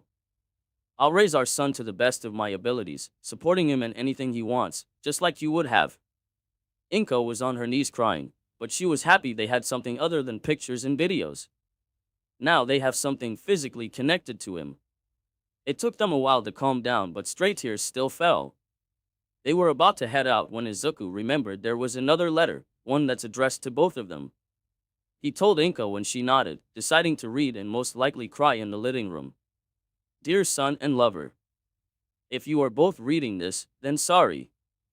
I'm sorry for all the pain, sadness, or even anger you may have towards me, but I want you to understand it was not either of you. Inko and Izuku were standing in front of the house with smiles on their faces before heading back through the woods. I just want you two to know that it has been my happiest when I was with you. You both were my everything and always will be. As they got in and started driving, they had small smiles and tears in their eyes, but determination and hope within them too. I fear that someone is coming for me which might end up involving you too, something I don't have the heart to want. Dad was the best when we felt scared and alone, and even now, he still managed to help us see the light. I wish I could spend more time with you two and make more precious memories. Naruto was always caring and kind, but you should have seen it when someone tried to hit on me. He was so mad that I almost felt kinda sorry for the poor man. I wanted to protect you both with my entire being, but now that I'm writing this, I know you two will know how to handle this. Here, he would have wanted you to have it. So I guess it's time to say goodbye. Are you sure it's fine? It was left for you, mother? Goodbye, Inko, Izuku. I'm sure. After all. She started. I love you too and always will. He loved us. He finished. It's been 4 years since the loss of Naruto, but like him, they stood back up and continued on, living each day in his sacrifice. Since then, Inko and Izuku had moved into the house in the woods, after a year of getting it legal and all. While it now took longer to get to places, the feeling of him in the house made it all worth it. It was 4 in the morning when Izuku was making his way out of the house to start his early training, starting out with a 5-mile run around the forest. As he started his run, Izuku couldn't stop thinking about how much his life had changed. After the death of his father, Naruto, and getting the house to be recognized as a resident, they had changed their names from Inko and Izuku Midoriya to Inko Uzumaki and Izuku Uzumaki. No one really knew why they added the name of a man that wasn't married into the family, but to them and Mitsuki, the only other person to know about Naruto and his past, they cherished it. Inko even wears the ring on her wedding finger, as a symbol of her love for him, hardly ever taking it off. Izuku has his red one on his right hand, along with the chibi bracelets on each hand. Izuku had taken massive strides in training after meeting the Biju, which was one of the gifts Naruto had left for Izuku. Flashback. It had been a week after that day in the house and his mother was currently working on getting the house Naruto had built legal to live in as well as that part of the woods. Izuku was doing an exercise that Naruto showed him in case he gets stressed or needs to calm down, mediation. It was then that he had accidentally brought himself to his own mindscape, where he stood in front of huge and all-powerful animal beings. What the hell? He shouted, jumping up and looking to see himself surrounded by 9 of them. Where am I? Who are you all? What the hell is going on? The questions came out quick with curiosity, awe, a touch of fear and recognition. We are the creatures that are called Biju, in other names, tailed beasts. We are demon spirits that were once part of Naruto but in his final moment transferred us to you with his own personal sealing jutsu. The one to speak was a giant fox with 9 tails, red fur, and black eyes. You look like the pancakes he made us when I was a kid. Ah ha ha ha ha. That's because we are set a tall one-tailed tan sand-looking dog, raccoon? Raccoon dog? Wait, what do you mean he transferred you all to me? Before he left us, Naruto trusted us with you, kitten. Naruto wanted to stand by you and Inko-chan, but since he knew it was too late, he told us something. Naya. A blue-black fire cat said before glancing back at the 9-tailed fox. He told us in his last few seconds of life to teach you how to become the greatest hero and to show you how to survive in case another one of these Otsutsuki people come again. He entrusted you with everything, even us, as we were prepared to die alongside him. So in his honor and memory, we shall make his son the strongest hero the world has ever seen." The fox said, determined not to let down his best and longest friend. Izuku listened to every word the huge beast said, knowing what he must do. "Naruto, he was the best dad I could have hoped to have. He believed in me through everything and left me with you all and everything in the basement, and if he left you 9 to me, then I'll train harder than ever before. While I may become a hero, I'm the son of a shinobi, and I'll do everything in my power plus more to hold up to his honor. I promise on my very life. I'm not gonna run away and I never go back on my word, that is my nindo." All 9 tail beasts smiled at the young boy, already glad to teach him. "There's no backing out now, kid. We'll run you into the ground." "Or," said a large 4-tailed monkey-ape creature, "where are our manners? We still have to introduce ourselves. Why don't we start with the youngest of us here, Shikaku?" said a huge 7-tailed bug. "What? Why do I have to go first?" the now identified sand creature said, snarling at the giant insect. "Because you're the youngest of us 9. That doesn't answer my question." "Fine. I am the 1-tailed beast, the mightiest Tanuki, Ichibi, master of sand release. But you can call me Shikaku if you want," Shikaku said, ending in a childish pose. "I am the 2-tails cat, Nibi, but you can call me Matatabi. I have control of fire." "Naya," Matatabi said, smiling at Izuku. "I'm Sanbai, the 3-tailed turtle, but you can call me Isabu. I have mastery of water release," Isabu said, wrapping her tails into one. "I am the mightiest 4-tailed ape, Yanbi. But you may call me Son Goku. I control the hot and boiling lava release," Son Goku said with her hands in the air, flexing off her muscles. "My name is Gobi, the 5-tailed horse dolphin, but you can call me Kokuo. I have the boil release." Kokuo bowed, showing that she respected him as an equal. "I am Nokubi, the 6-tailed slug, but you may call me Saiken. I also use bubble release and water release," Saiken said in a bubbly tone. "Nanabai, the 7-tailed Kabuto Mushi, also known as Shichibi. You may call me Komiai though. I don't specialize in elemental affinities, instead, I specialize in insects," Komiai said with a buzz in her voice. "Yo! My name is Hachibi, it's nice to be ya. I'm the 8-tailed octobolox, but you can call me Gyuki. I work with taijutsu and all, yeah." Everyone's sweat dropped at Gyuki's horrible rapping. "I am the 9-tailed kitsune, Kyubi, also called Kurama. I'm the oldest in age and the one who has known your father, Naruto, since the very beginning. I work with fire and wind release, as well as others," Kurama said, swinging his tails back and forth. "You all know, but let me introduce myself again. I'm Midoriya Izuku, son of Uzumaki Naruto and Midoriya Inko, and I'm ready for anything you'll throw at me." Flashback. Finishing after 30 minutes, Izuku went into doing some stretches before doing his full body workout. By the time he finished, it would be 6, giving him enough time to do one more set of stretches before heading in and showering. Exiting the shower, Izuku sought his mother in the kitchen. Inko would get up at 6 every morning and would make breakfast, and would watch her son leave at 7 since school started at 8:30. Remember, you can't show anything to other people. A shinobi must always keep their abilities and power hidden. I know, Kurama-sensei. Don't worry, I haven't done anything to be suspected of anything. I even put up a genjutsu over me every morning. It was when Izuku was in the 5th grade, Naruto had told him that a hero must be able to conceal their power and place a genjutsu over him. After Naruto passed, Izuku had to learn how to channel the amount of chakra for the genjutsu to work. Glad the tailed beasts were with him. You are all now in your 3rd and last year of junior high and need to start thinking about your future, but who am I kidding? You all want to go to the hero course," the teacher said, throwing the sheets of paper in the air. Everyone started to flash their quirks, cheering loudly. 3, 2, 1. "Don't lump me in with these losers, sensei," a spiky ash-blonde hairboy with red eyes and pale skin said, his feet on his desk. "Unlike me, you all have crappy quirks."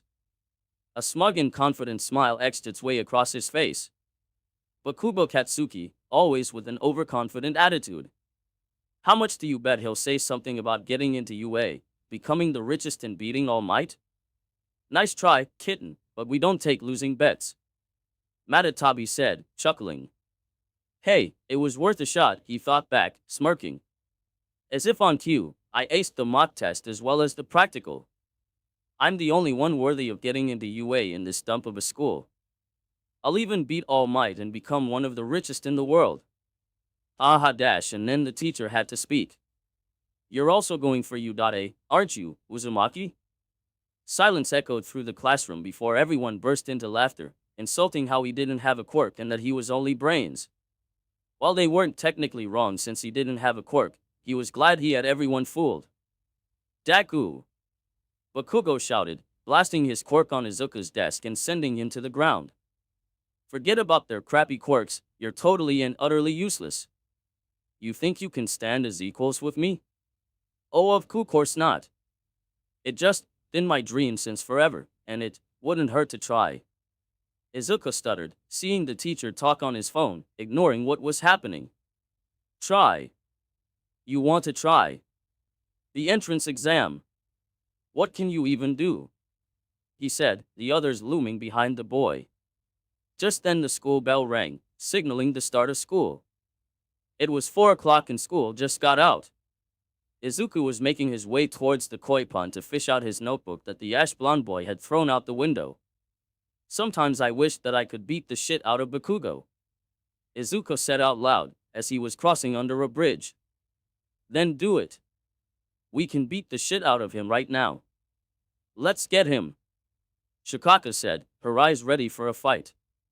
Don't even think about it, you crazy Sankun, even if it's tempting, we don't want to get something's coming this way, Isabu said, sensing the negative energy coming towards their host at a fast speed. Izuku was just fast enough to jump out of the way, dodging what looked like a mess of slime. You were able to dodge that, you'll be perfect, the monster slime said, lunging at Izuku. What type of quirk do you have? It kinda resembles a slime mutant, he said, dodging the mutant slime villain with ease. Why don't you stand still, before he shows dash, but before he could finish, a sewer lid popped in the air and a man with blonde hair came out of it with 2 bags in his hands. Fear not, citizen. Why? For I am here. Izuku's eyes widened, seeing the number 1 hero stand in front of him, but then his eyes moved to the left of his stomach area. He barely even heard what the number 1 hero had said, before he instinctively channeled chakra to his feet. Just in time to was not a second later a massive wind pressure shot through the spot Izuku and the slime villain were in. Let's not get a direct hit by that, please. No shit, Yanbi. I was being sarcastic, Rokubi. Anyways, Izuku opened his eyes to see the slime villain scattered across the ground in small lumps. Fear not, citizen, I made sure to leave him in relatively good pieces, he said, laughing at what he thought was a funny joke. Thanks, All Might, you really saved me there, he said, bowing before the number 1 hero, then reaching for his notebook. Can you please sign this? All Might was for once grateful for being talked to like a normal person, especially since when people saw him they entered fan mode. It's no problem. Izuku, Uzumaki Izuku. All Might could hear the proudness when he spoke his name, but shocked it off. It's no problem, young Uzumaki. Grabbing the book and opening it to a blank 2-pager, he signed his name and handed it back. Here you go. Now I must be off. Duty calls. Crunching down and getting ready to jump, All Might was stopped when Izuku asked him an unexpected question. You're injured, you know that? The hero slowly turned around to look at the young boy in bewilderment, not sure how he knew about his injured side. Seeing All Might stop and look at him, Izuku continued. I didn't mean to be rude, but I could sense the pain flowing from your left side. It was true, he was in constant pain, and while it was little he knew it would only grow with time, and time was not on his side. Making sure the villain was still in his temporary bottle imprisonment, he focused his full attention on the boy. Taking a gamble, he slowly lifted his white shirt to show him his purple injury. Izuku stared in horror at what looked like someone vacuumed where his lung was supposed to be and tried to stitch it back up. In other words, it was a gruesome sight. My left lung and part of my stomach were destroyed and had to be removed. What you see is the effect of surgeries and its side effects. And in a puff of smoke, Where All Might stood was a man with sickly blonde hair and as thin as a toothpick, and this is my true form. He knew it was a long shot, but something about this kid made it so easy to talk to. Izuku walked up to take a closer look, raising his green glowing hand over the wound. All Might was about to pull away when he felt the stinging pain slowly disparate from his side, and watched him wave his glowing hand an inch away from contact. That should help loosen the pain for a little bit, but I do suggest you take it easy. If I had more time and experience, I could have regrown the lung and the rest of your stomach. The last part was more of a mumble and he hadn't meant for him to hear, but he did. You can regrow organs? He didn't mean to shout it, but was surprised by what he had suggested. The Greenat looked at him and shrugged his shoulders. I can't, not yet at least. I can do basic Irionin, I can do some basic medical techniques, but I'm still learning. It'll take me at least some more practice and more reading, but yeah. The way he said it, it was as if he had seen it before, not at all surprised by how calm he himself made it out to be. All Might didn't know what to say, not even knowing a quirk could do what the young boy in front of him was saying. How long would it take, and if so, I would like to ask for you to help me, he said, basically pleading to him. Finally, after so long, he had hope of regaining his former strength and being able to hold on to his dream. Izuku took a thinking pose, having a talk with Kurama, who was now making adjustments to training plans. It'll take us at least a few months till I have enough experience, but I won't be able to do this for free. Even if you are the #1 hero. All Might had figured as much, and he could tell he was honest and trustworthy, even if it was more of a gut feeling. I'll pay anything you need, as long as it doesn't go against the law. He was a hero, and would rather not have his lung and stomach fixed if it meant going against the ideals he had. Izuku chuckled, but nodded nonetheless. I understand, and don't worry, it's not money I want. I just need someone to spar against, that's all. He wanted to spar in exchange for fixing his body up. It made no sense, not in the slightest. You just want to fight. Izuku could only laugh at his confused face. I need a sparring partner, someone to practice with. Do this and I'll heal you right up. What do you say? He said, holding his hand out for All Might to shake. All Might looked into his eyes, his green emerald eyes, only to see the honesty and confidence in them. The hero would have thought he would have asked him to get him a recommendation or money. Sparing was not on the list, he thought. Letting out a small laugh, he grabbed the boy's hands and shook. You got yourself a deal, Uzumaki-san. Call me Izuku, I'm not one for formality. Then you can call me Toshinori. It was then that Izuku noticed something seemed off, and looked around the area to see what it was. He looked down at where the sludge person was, only to see no bottle. All Might also looked where he was staring and was surprised to see his capture gone. Not a second later, an explosion was heard, drawing their attention to the sky to see black smoke. Quickly transforming into his hero mode, All Might quickly dashed off, Izuku behind him.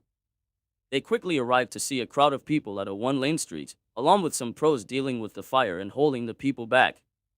All Might was about to rush in when he felt Izuku hold his arm back. If you go in now, I won't be able to hold off the pain and you can worsen your injury.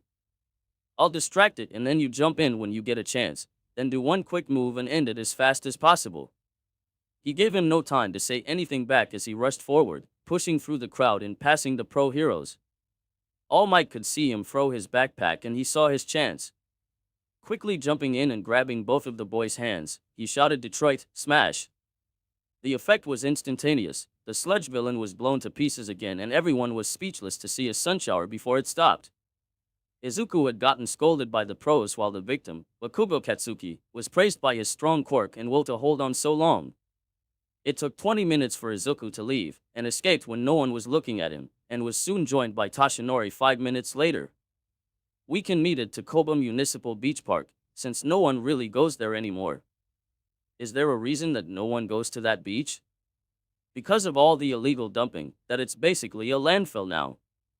Izuku said to stop all of a sudden. That's also not the only reason why. When I was a kid, I used to play with my parents all the time there.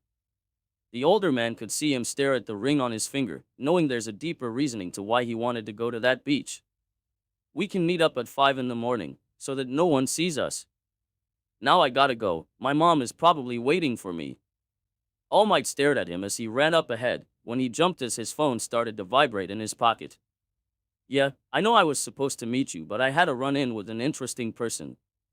Don't worry, just have him ready to come to Dakoba Municipal Beach Park tomorrow at 5. Yes, okay, bye. Putting his phone back in his pocket, Yagi Tashinori started to make his way back to his apartment, excited for upcoming days.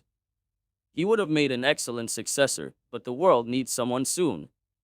Maybe they can learn together. Wait, doesn't he have a healing quirk, so why does he want to spar? Shaking his head of his thoughts, Tashinori knew he would find the answer soon. Midoriya was currently down in the study room, which was once called the basement, and was surrounded by all different types of medical books on anatomy and notes of Iryo ninjutsu. With the amount of control I have, it'll take me at least a few months to get the hang of even one of these techniques. Why did you even suggest helping him? Kurama said, annoyed now they had to help this hero. Because Dad would have done the exact same thing. He wouldn't let anyone with an injury like that to suffer. Izuku countered back, not taking his eyes off the books. Why don't you do side one no Kasijutsu? It'll have less of a drawback than some of the others. Matatabi suggested. That's what I thought too, but I don't have enough chakra to do it, and I can't use y'all's chakra either. Izuku still couldn't remember all that had happened when he first tried to use Biju chakra, only knowing that part of the forest still remains destroyed to this day. Then you best be putting in extra work in your chakra control training, which gives me an excellent idea on one. Izuku paled at hearing Kurama laugh. Maniacally, having heard him do this many times when he was training. Why do I have a bad feeling about this? You sure are up early, Izu, earlier than normal. Inko said, catch Izuku as he tried to quietly sneak out the door. Turning around, he let out a nervous chuckle as he rubbed the back of his neck. I have 10 months till the entrance exam for UA. I gotta put in extra practice if I want to pass. Izuku wasn't really lying when he told her about the extra time for training, but he figured she didn't need to know about All Might and how he promised to heal him up. Inko just let out a sigh, a smile gracing her lips as she stared at her son. You're just like him, you know, also pushing to be stronger. Yeah, I know. He said, rubbing the red ring on his finger up. No matter what, always train to help protect the ones you love. Only then will you truly be strong. Izuku remembered hearing his father say that a lot when he was younger. I best be going. I'll see you later, Mom. Izuku said, waving bye before he disappeared down the path that led to the city. I wonder what Mitsuki-chan is up to. Maybe it's a good time to visit later. Inko thought before heading back to bed, as 3 o'clock in the morning was way too early for her. By the time Izuku made it to the beach park, it was 4, meaning he had an hour or so before All Might arrived. Seeing as I have some time before he arrives, I might as well get down to business. So for the next hour, Izuku was able to get a small square cleaned out, having 5 bags of trash and a small pile of recyclables beside it. Good morning, young Uzumaki. Izuku heard someone say, turning around to spot 2 figures making their way to him. The first person was an average height man with shaggy blonde hair, having 2 long blonde bangs framed the side of his face. Blue eyes and fair skin, he was wearing an overly large white shirt and baggy cargo pants. Izuku remembered who this was, but was curious about the second guest. He has blonde hair with the front part having a cowlick, and blue eyes. He was muscular with fair skin. He had on a white t-shirt and black joggers, a smile plastered on his face. Is this the person you were talking about, Mr. Tashinori? The guy next to All Might said, who was staring at Izuku and how he looked different than yesterday. Tashinori only nodded his head, before meeting Izuku up close. What's going on here, Tashinori-san? Izuku said, not understanding why he brought another person alone. Ah, yes. This young man is Togata Mirio, my successor. I thought it would be good to have a more younger and healthy person to spar with. Mirio, seeing this, held out his hand, a smile plastered on his face. Izuku took it, smiling back. Uzumaki Izuku. Young Uzumaki here is the one who is going to help heal my injuries, and since I still need to save time and energy to do what little hero work I can do, I thought I'll bring young Togata here. All Might said, looking between the boys with their hands still clasped, staring each other in the eye. Then after a few seconds, they laughed, staring All Might half to death. You might actually be a challenge for me, Togata-san. Izuku said as they let each other go. Same here, and call me Mirio, I'm not one for formalities. Then you can call me Izuku. Why don't we get started? I still have to shower for school later. Leading the two to a small clearing, he began to explain what was going on.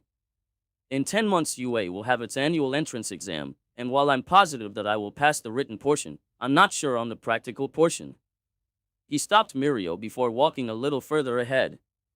So I'm your sparring buddy then, huh? Mirio said, excited to see how strong he was and what he could do. Exactly. When you're ready, we'll begin.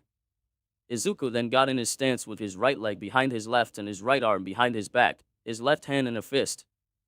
Mirio got in a normal fighting stance, with his legs spread slightly apart and his fists up, eyeing his opponent's stance. Seeing as you're not coming towards me, Izuku said before he disappeared from his sight. Then I'll start, he heard behind him, taking a punch to the face, sending him flying a bit before landing. Holy shit! All Might thought, seeing the boy put Mirio away. It's the first time I've seen someone move so fast without a speed quirk. Mirio got up and wiped his mouth to see light blood on his hand. Looking up, he sprouted a grin and stood back up. My turn, he said before he sank into the ground with his clothes dropping onto the sand ground, leaving Izuku to scan around him. Behind? Or to my side?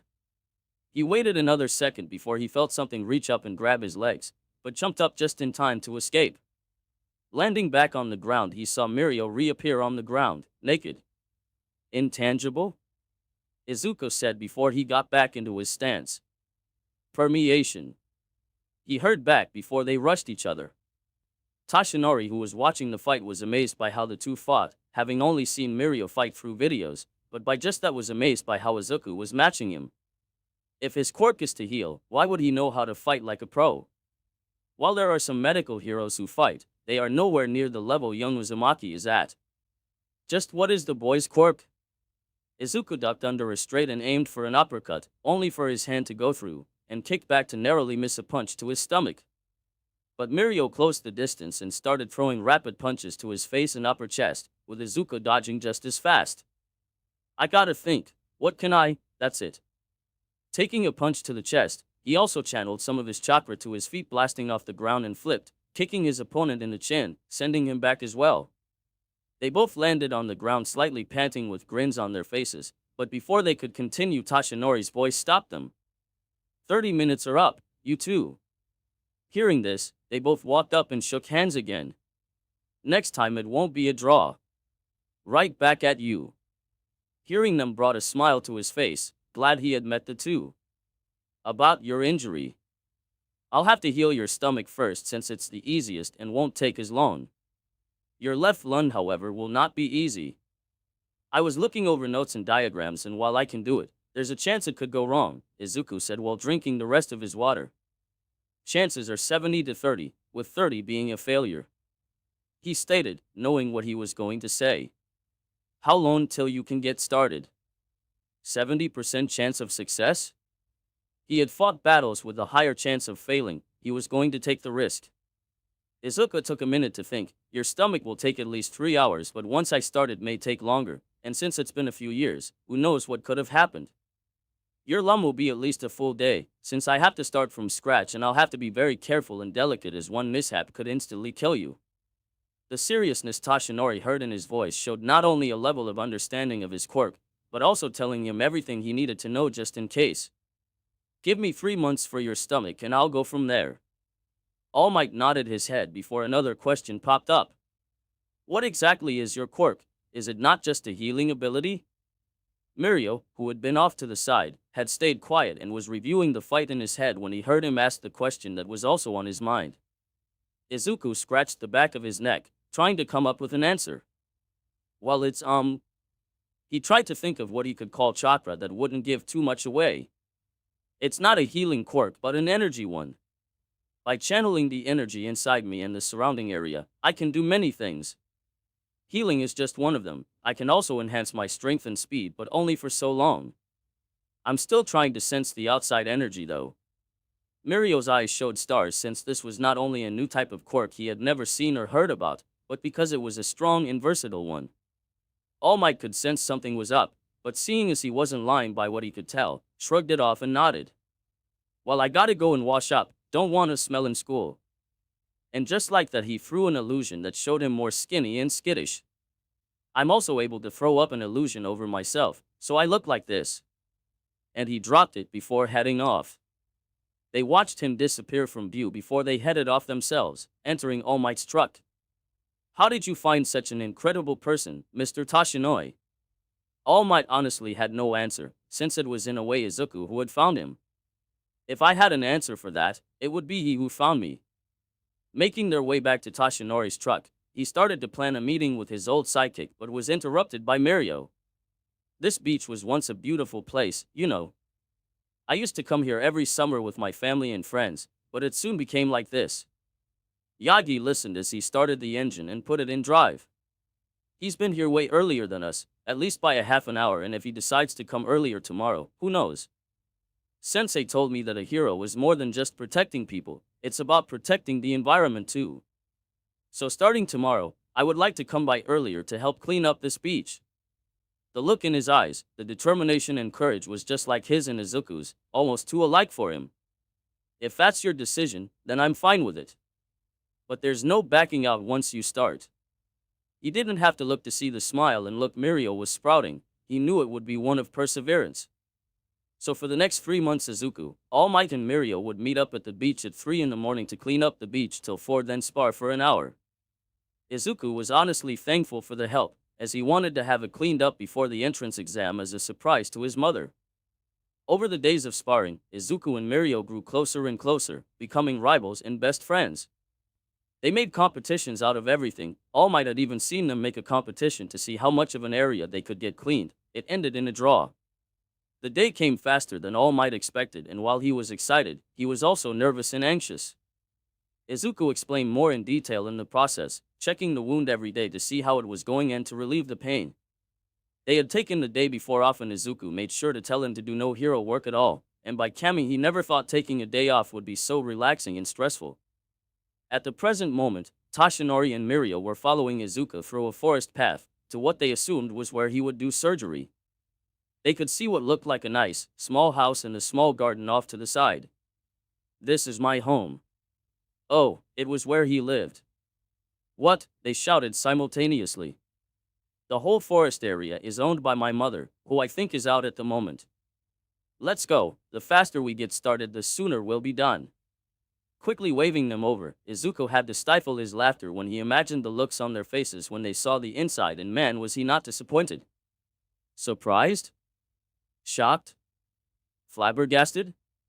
Yeah, they were blown out of their minds. It took 30 minutes for them to calm down before they were once again blown out of their minds, walking down the many stairs and into the study room. We'll be doing the process in the other room, Mirio. Making sure he is listening, you can either head back up and make you something or train outside. I don't mind if you stay down here and look, but don't go making a mess, okay? Mirio saw the look and nodded his head before pointing back to the stairs and leaving. You won't feel any pain while I do this, so don't worry. We will start in just a few minutes, when it turns 12. Is there anything you need to tell me before we begin? Izuku said while looking over some notes on a table, while Tashinori laid on his back in just a green scrub with a hole where his stomach was at. I'm just a little nervous is all, you know, getting my stomach fixed and all. Izuku placed down the papers and started getting ready. Don't worry, it'll be over before you know it. Closing his eyes, he felt Izuku place his hand over his forehead and whisper something, and he was out cold. Now, we begin. First I need to cut away all the damaged skin and work inside.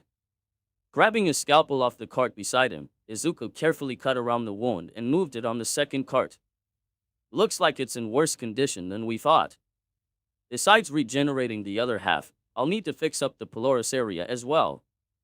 Placing his hand over the pylorus section, he slowly healed any damage that interfered with his intestines, which didn't take long. After finding nothing else wrong, he placed his hand over the destroyed part and changed his green Iryo chakra to white Iryo chakra, which he found out was a better way to heal organs on a bigger scale. With my white Iryo chakra, I have a better chance of the cells healing faster. Flashback no Jutsu. It's been a month into expanding Izuku's chakra coils, and they were currently trying to work on a bird that was badly injured, having part of its chest that looked to be clawed. While a bird may have a smaller body, it didn't make it any easier, especially considering it looked to be hovering between life and death. Focus on the area and apply. Remember, when healing it's like a river. Don't push and fight but let it flow and slowly surround the injury. Izuku said, seeing Izuku trying to use force. Hearing her, Izuku calmed his breathing and let the Iryo chakra flow and surround the wound, not noticing how his chakras started to change from green to white. Izuku, who was in charge of watching over his training, was surprised to see the change in chakra, and quickly made a mental note to check in with the others to see if they knew anything about that. When Izuku opened his eyes, he too was amazed by the color change, which made him lose focus, and it changed back to green, but before he could panic, he saw the wound on the bird all better. Standing up and flapping its wings, the bird quickly took off to the sky, leaving a confused Izuku. It wasn't until he was down in the study room where he found out about it by Goku, which was a surprise to him. Yeah, one of my jailers before Naruto was in the medical corps. I don't know much since I am mainly a fighter, but what I do know is that it's more pure and efficient in Iryo jutsus and techniques. More pure and efficient? But what was the cause of it? No clue. There may be something in one of the forbidden scrolls, which is locked until Kurama-sensei says I'm ready. And it'll stay like that till I deem you worthy. Now go eat and rest. We have chakra control training tomorrow. Ha ha ha ha. Flashback no jutsu. Let it flow and surround. While he is able to use it, Izuku still needs to force and make sure he doesn't overload the output or lose concentration. Carefully and slowly did he have the cells rebuild the missing stomach parts, and was finally finished after 3 hours. Now I just need to speed up the skin cells here and I'll be done. Thank Kami for those control exercises. Instead of slowly mending, the skin cells started to regrow rapidly, leaving no traces of what happened. His body will have to readapt to having a full stomach and he'll need to eat soft food for a while, but there should be no problems. By the time Toshinori woke up, he did feel better than he had in a long time and he didn't have any lingering pain like when he first had surgery. Looking down to where his wound was supposed to be, he was amazed that not only did his wounded skin heal, but his side looked like it wasn't damaged in the slightest. Kid's amazing. If what he did worked, then not only could this save people, but it could basically revolutionize the medical industry. Wait, where is the... Seeing a slumped greenette boy asleep on a chair in the fair corner, a smile crept on his face. He really is something. Extra, sludge great escape. Why don't you stand still, before he shows dash, but before he could finish, a sewer lid popped in the air and a man with blonde hair came out of it with 2 bags in his hands. Fear not, citizen. Why? For I am here. That was the last thing the sludge villain remembered till he woke up, in the sky. What the hell? Looking around he noticed that he was grabbed by a bird, until the bottle prison he was in slipped from its claws. God damn it. It will take you 3 months of eating soft foods until you're ready for more hard food, and you'll need to eat slowly, but other than that you'll be good. Izuku, Mirio and Toshinori were sitting in the living room drinking green leaf tea. That's a relief, but do you know how long it'll take before you work on my lung? Izuku sighed, setting down his cup and pulling a piece of paper out. That's the thing, I was wrong. It's not a 70/30 but a 95/5, with a 5% success rate. That right there stopped the other 2 midway, shock flashing across their faces. The thing is, I'm going to have to put you in a state of suspension, meaning a death-like state for at least a day, with it being that long would guarantee a peaceful death. But as long as I restart you, not a second after, you'll be fine. He let that sink in before continuing. The other problem is that if I so much as make a single mistake, or if anything interrupts me, or I even hesitate for a second, it could mean your life. If that does happen, you'll feel no pain whatsoever and I'll stop. All Might had a blank face, absorbing all this in, but Mirio did not and slammed his hands down on the coffee table between them. I thought you said you hand this. What? Mirio stopped, an invisible force stopping him as he looked in the greenette's eyes that he realized held power that no one would ever have, eyes that held no kindness or compassion, but anger and seriousness, and he would honestly say he had never been so scared in his life. Then it was gone, as he placed his hands in front of his eyes. Sorry about that, but everything here is priceless and unreplaceable, so forgive me for that. You can sit down now, Mirio. Izuku chuckled as the Bondi slowly sat down, grabbing his teacup and slowly drinking it. He wasn't the only one who felt that as Tashinori also sought his eyes he had never seen before in anyone, eyes that held. Listen. If you want to continue with the procedure, you need to know the risk in proceeding. If not, then I can also do regular checkups to help relieve the pain and make sure nothing else happens. This paper is a special soft meal plan that I want you to follow. It's mainly food drinks with some regular food, but it'll help you with going back to normal food. I think that's enough for today. Why don't you two head back? I still got some training to do. Getting up from the couch and showing them the way out, he stopped Mirio before speaking. Again, I'm sorry, I'm just a little overprotective of everything here. See you tomorrow? Mirio chuckled before setting his hand down on Izu's shoulder. I should be the one apologizing. I got mad and I shouldn't have taken it out on you after everything. I didn't need to know any of this, but you still let me listen. But yeah, I'll see you tomorrow. After watching them leave the same way they entered, Izuku closed the door and headed down to his study. Fuinjutsu is the most versatile subject, but just as deadly if not more so than anything I am going to teach you, but if used correctly can be more incredible than anything I will probably teach you. Seals can do just about anything, from creating a barrier, healing someone on the verge of death to even bypassing the boundaries of space and time. But if you make one error working on any type of seal, it will cause a horrible consequence depending on which seal you're working on. Nodding his head to his white-haired sensei, Izuku continued to practice writing the kanji and symbols in front of him. Once you finish writing that set, we'll move on studying the actual seals you will learn to be doing. 15 minutes later, Naruto and Izuku were sitting in front of each other with 3 different types of scrolls between them. Before I explain anything that is here, I need you to understand the importance of experience. Fuinjutsu is divided into 3 levels with 3 sub-levels with them. The first level is beginners, then intermediate, and mastery, with sub-levels being low, middle, upper levels. The difference between each sub-level ain't big, but to go from beginners to intermediate is big. It takes years for one to get out from the beginner's level, mainly because of the seals involved in intermediate level. Before you can even think about going on to the next level, a Fuinjutsu master which is me would test you on all beginner seals and start with intermediate Fuinjutsu theory, which is a whole other subject for later. The point is, I believe you could not only become a master and most likely surpass me, but also to give you the knowledge that everything takes time and experience and that nothing is free or easy in life. Clearing his throat, Naruto pointed to the scrolls between them, starting on the far left of Izuku. The one on the far left is an explosion seal, the middle is a storage seal, and the last one is a smoke seal. The explosion and smoke seal would normally be on a tag, like this. Pulling out 2 small rectangular tags, he placed it by the 2 mentioned. The reason they're on a tag is so that they are easily accessible, better for hiding, and used more efficiently. You can tie the tag or place it on different objects and activate it from a distance or timer. Izuku had read and gotten through half of all the books in the past few days after being given them. Correct. These scrolls hold the seal formation of each one I mentioned along with how they have been developed over the past. You'll need to know everything about the seal you work on, which includes how to create them, break them down, and understand the meaning of each symbol. Getting back to the 3 I bought, these are the 3 basic Fuinjutsu you'll learn.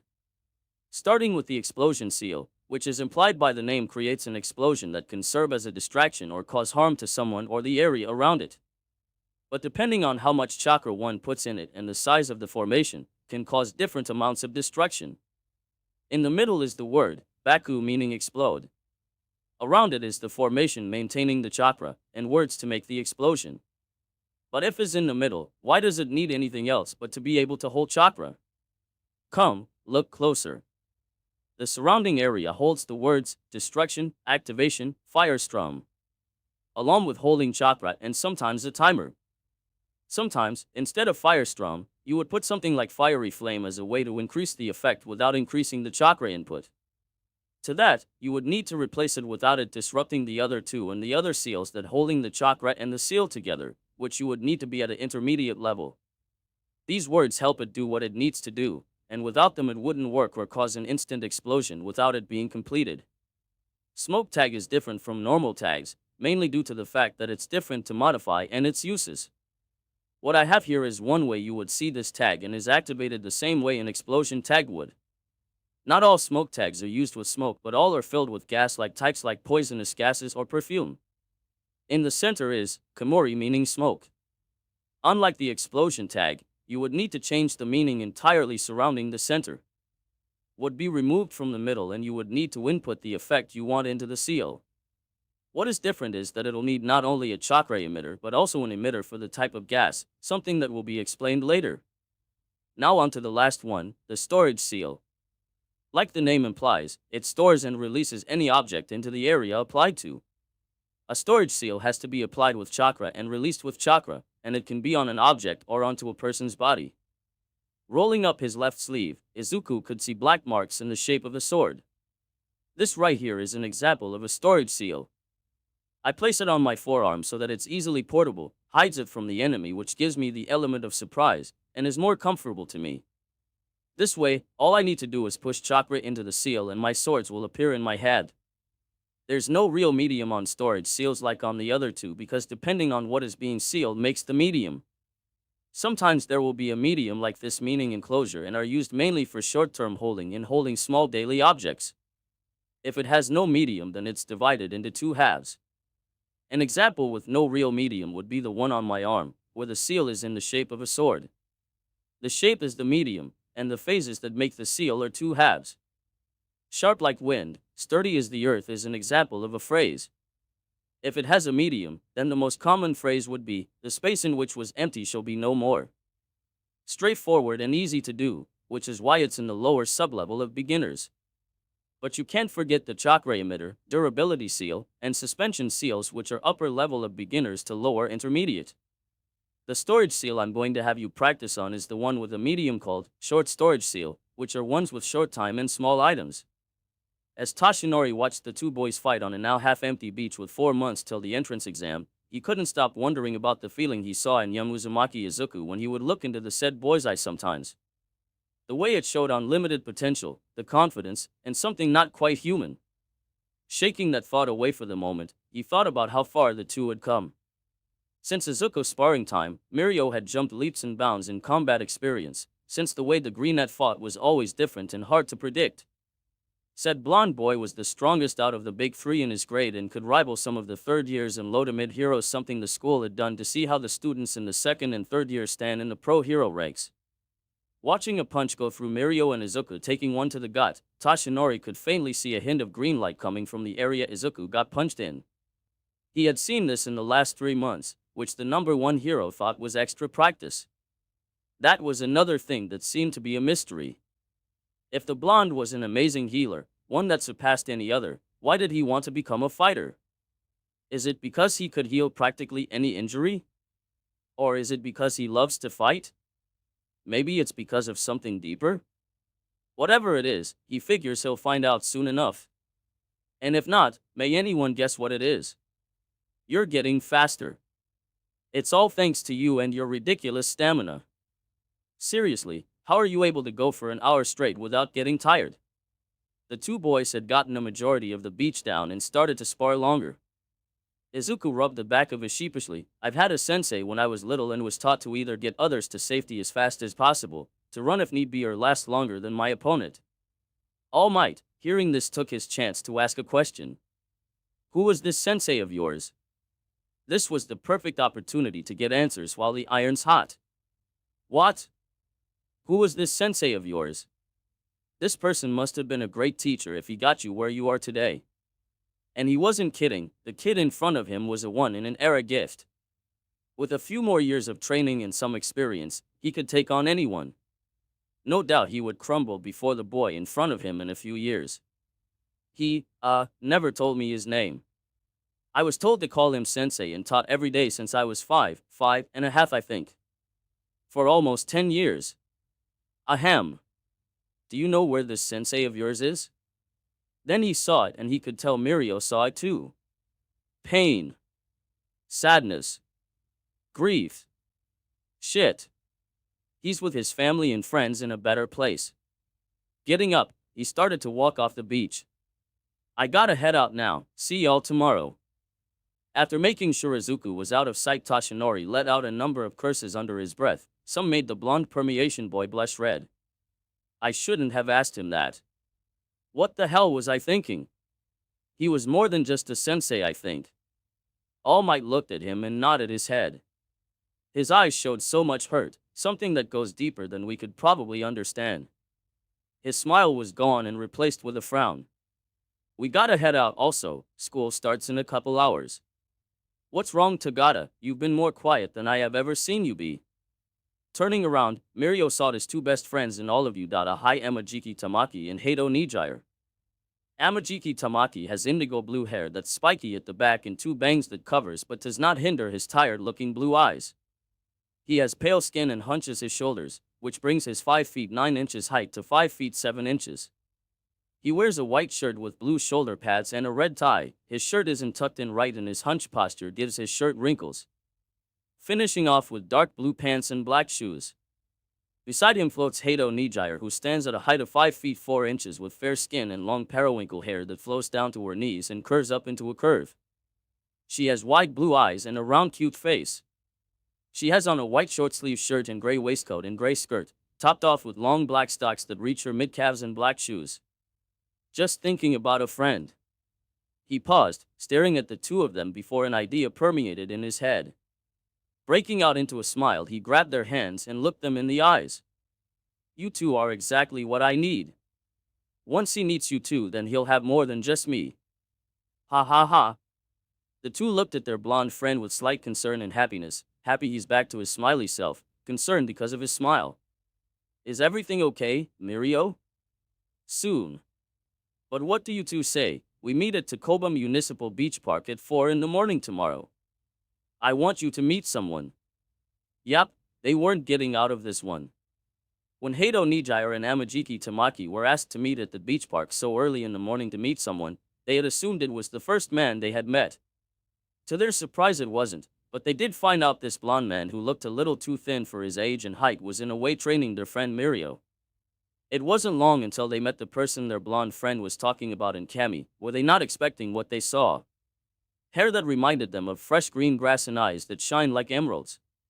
His fair skin that was slightly covered in sweat shone under the street lamps in the dark, while his freaks gave his eyes a pop. What surprised Tamaki and Nijire, who promised herself to never forget the young man in front of her, was how ripped he was. He had muscles that were easily visible under the clothes he was wearing. He didn't have bulging muscles, but muscles that looked like they were made for his body. Once he arrived, Mirio and the greenette high-fived each other and exchanged a few words before inducing the newcomers. Izuku, these are my two best friends at Udare, Hato Nijire and Amajiki Tamaki. Guys, this is Uzumaki Izuku. Hato-san, Amajiki-san, it's a pleasure. Would you excuse me for a second? I need to speak to Mirio.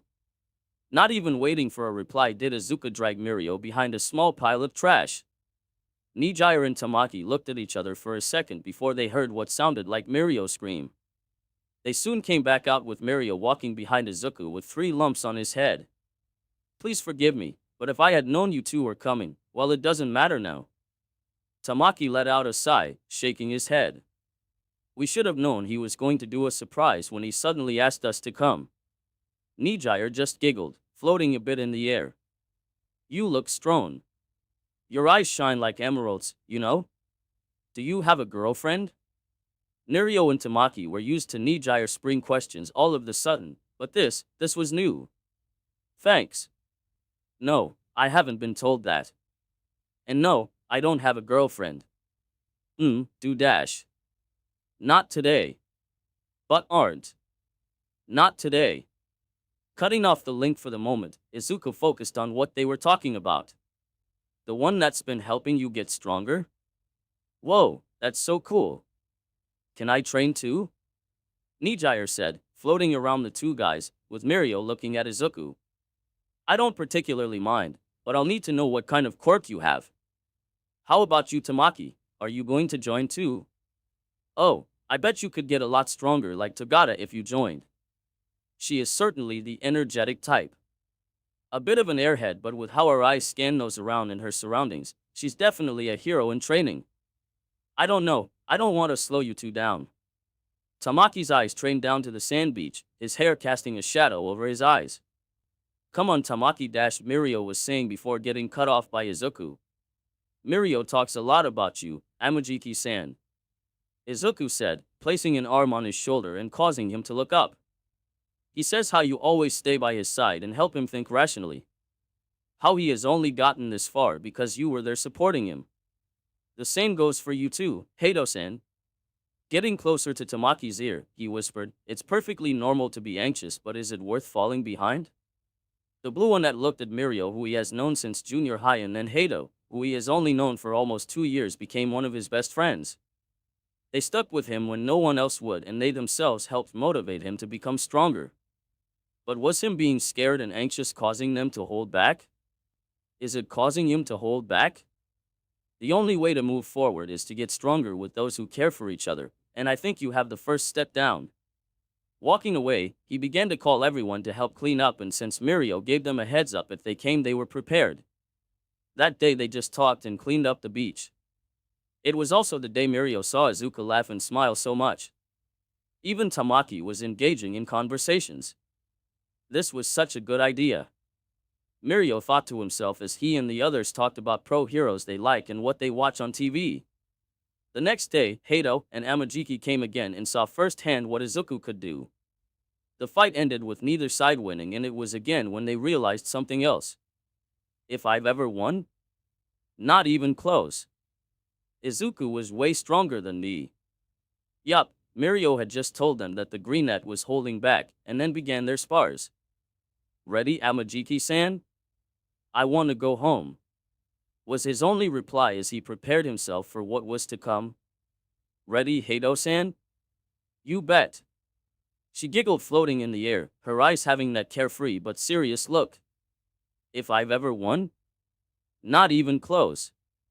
Izuku was way stronger than me. Ready, Amajiki-san? I want to go home. Ready, Heido-san? You bet.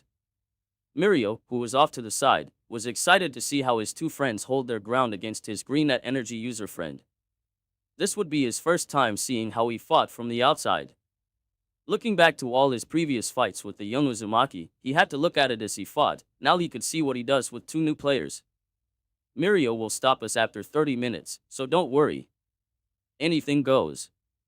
Izuku stared at Heido and Amajiki, while they too stared him down more or less from Amajiki. Without any warning, Nijire shot up to the sky and held her hands out in front of her. Output level 10, Wave Rain. Izuku heard her shout, seeing what looked like small golden curly beams shot out from her palms. Izuku dodged left and right, sand blowing up around him, which provided Tamaki his chance to attack. He didn't see it until it was a few inches to his face, narrowly dodging a tentacle, having grazed his cheek. Jumping a good distance away from where he was at, he carefully thought about his next move. One that's a far shooter and a close to mid fighter. Not having enough, he decided to move on the offensive. Channeling a small amount of chakra to the bottom of his feet, he dashed off towards his most troublesome fighter, Heido. He was quick and precise, and she wasn't fast enough to dodge, but instead of Heido being hit, a shell-like shield interspersed his attack. A loud bang like hitting a metal beam with a sledgehammer rang throughout the area, cracks forming all over it. The shell shield. That's a first, but I didn't go full power. Still, not even stone boulders could stop that. Mirio started to worry a bit watching them fight, especially Izuku, and Toshinori could see that. What's wrong, young Tagada? Just a little worried. Do not worry, our little energy user will be just fine. Mirio just shook her head. I'm not worried about Izuku, I'm worried about when he gets excited. Seeing as the pro hero didn't understand nor has probably seen it, Mirio quickly explained. I've been having extra sparring lessons with Izuku, 2 Saturdays a month at his place. We would exercise and stretch before sparring, but there was one thing I learned about him. If you so much as give him a surprise or he finds it interesting, he gives this smile. Mirio shuddered just thinking about how dangerous the greenette really was when he takes something serious. Just trust me, he is probably the strongest junior high student in the country. The speed and strength he shows is just, it's not human. They focused back to the sparring scene when they heard what sounded like an explosion. A while ago.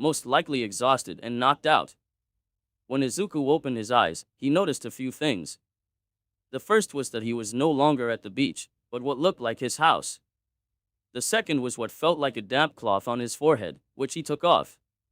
And third was the fact his clock said 12:30 am. What happened? Just as he asked that out loud, his bedroom opened to reveal his mother. After his mother gave him a light smack to his head and hugged him, she told him he had a guest. Walking into the living room, he was surprised to see not just 4 but 5 people. The newcomer was a tall, lengthy man standing roughly 6'7" with dark green hair with yellow highlights. He had fair skin and yellow eyes, wearing a topical business suit. It took Izuku a while to recognize the man. All Might's former sidekick, Sir Night Eye. Uzumaki Izuku. They both stared at each other for a few seconds before Izuku looked at the others. Not to sound rude or anything, but how come y'all aren't at U.A?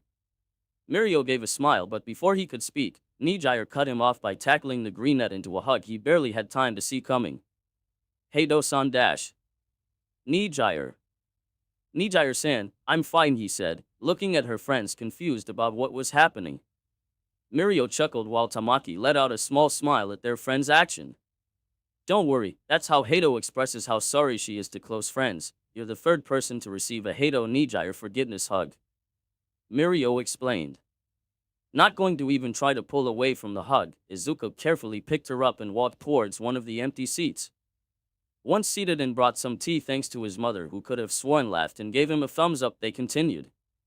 We're here to make sure you're alright, seeing as it was kinda our fault for almost, you know. Mirio let out a nervous chuckle. This time it was Tashinori who spoke. Your mother has also been made aware of the deal between you and me, as well as the fact that I am All Might. Shifting his eyes to his mother, he could see the fake innocence behind them and knew he was going to get it. But why is Sir Night Eye here? I am here because All Might and Mirio here have told me so much about you, and because I would like to foresee your future. I have already asked your mother and the choice is yours. He thought about it for a second. Sir Night Eye has the quirk called foresight, the ability to see one's future. How far, he didn't know.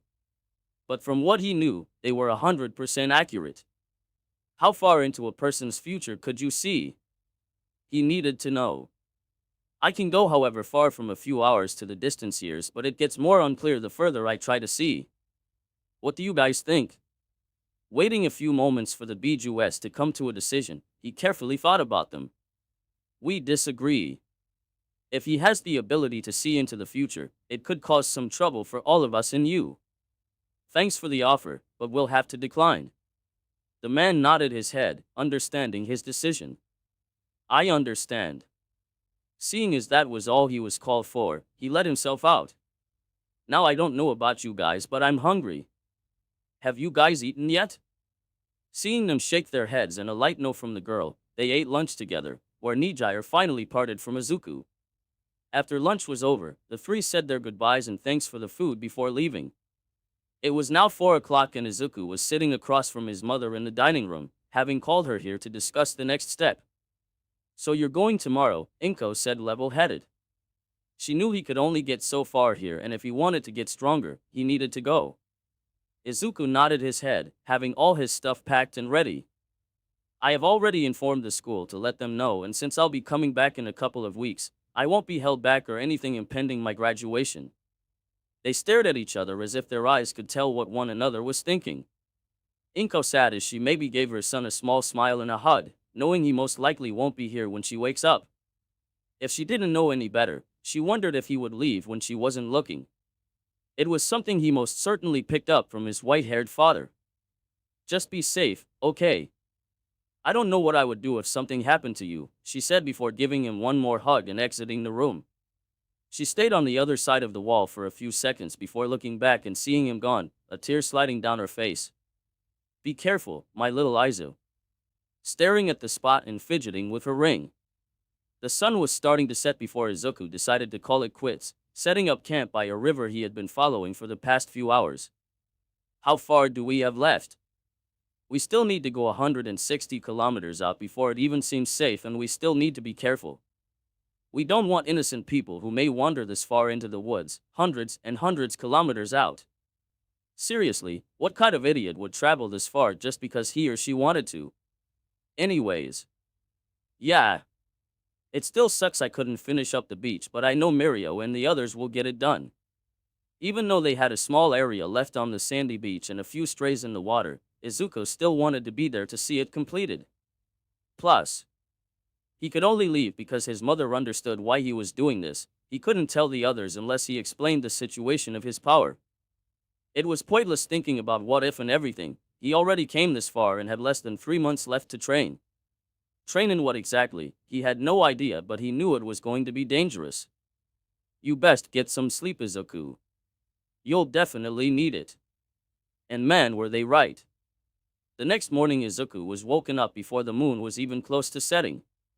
Listen up, Izuku. Every day now we will get up before 3 now. You'll have a 30-minute lunch break and 3 hours worth of sleep. Everything else will be devoted to training. Kurama said also seriously. You will learn and master the following in the next 2.5 months, or you'll die during the process. And so they began. The first thing we're going to teach you is the Kagebunshin no Jutsu, the Shadow Clone Jutsu. This jutsu divides the user's chakra to form a solid copy. The amount of chakra used is roughly the same as the amount of clones summoned.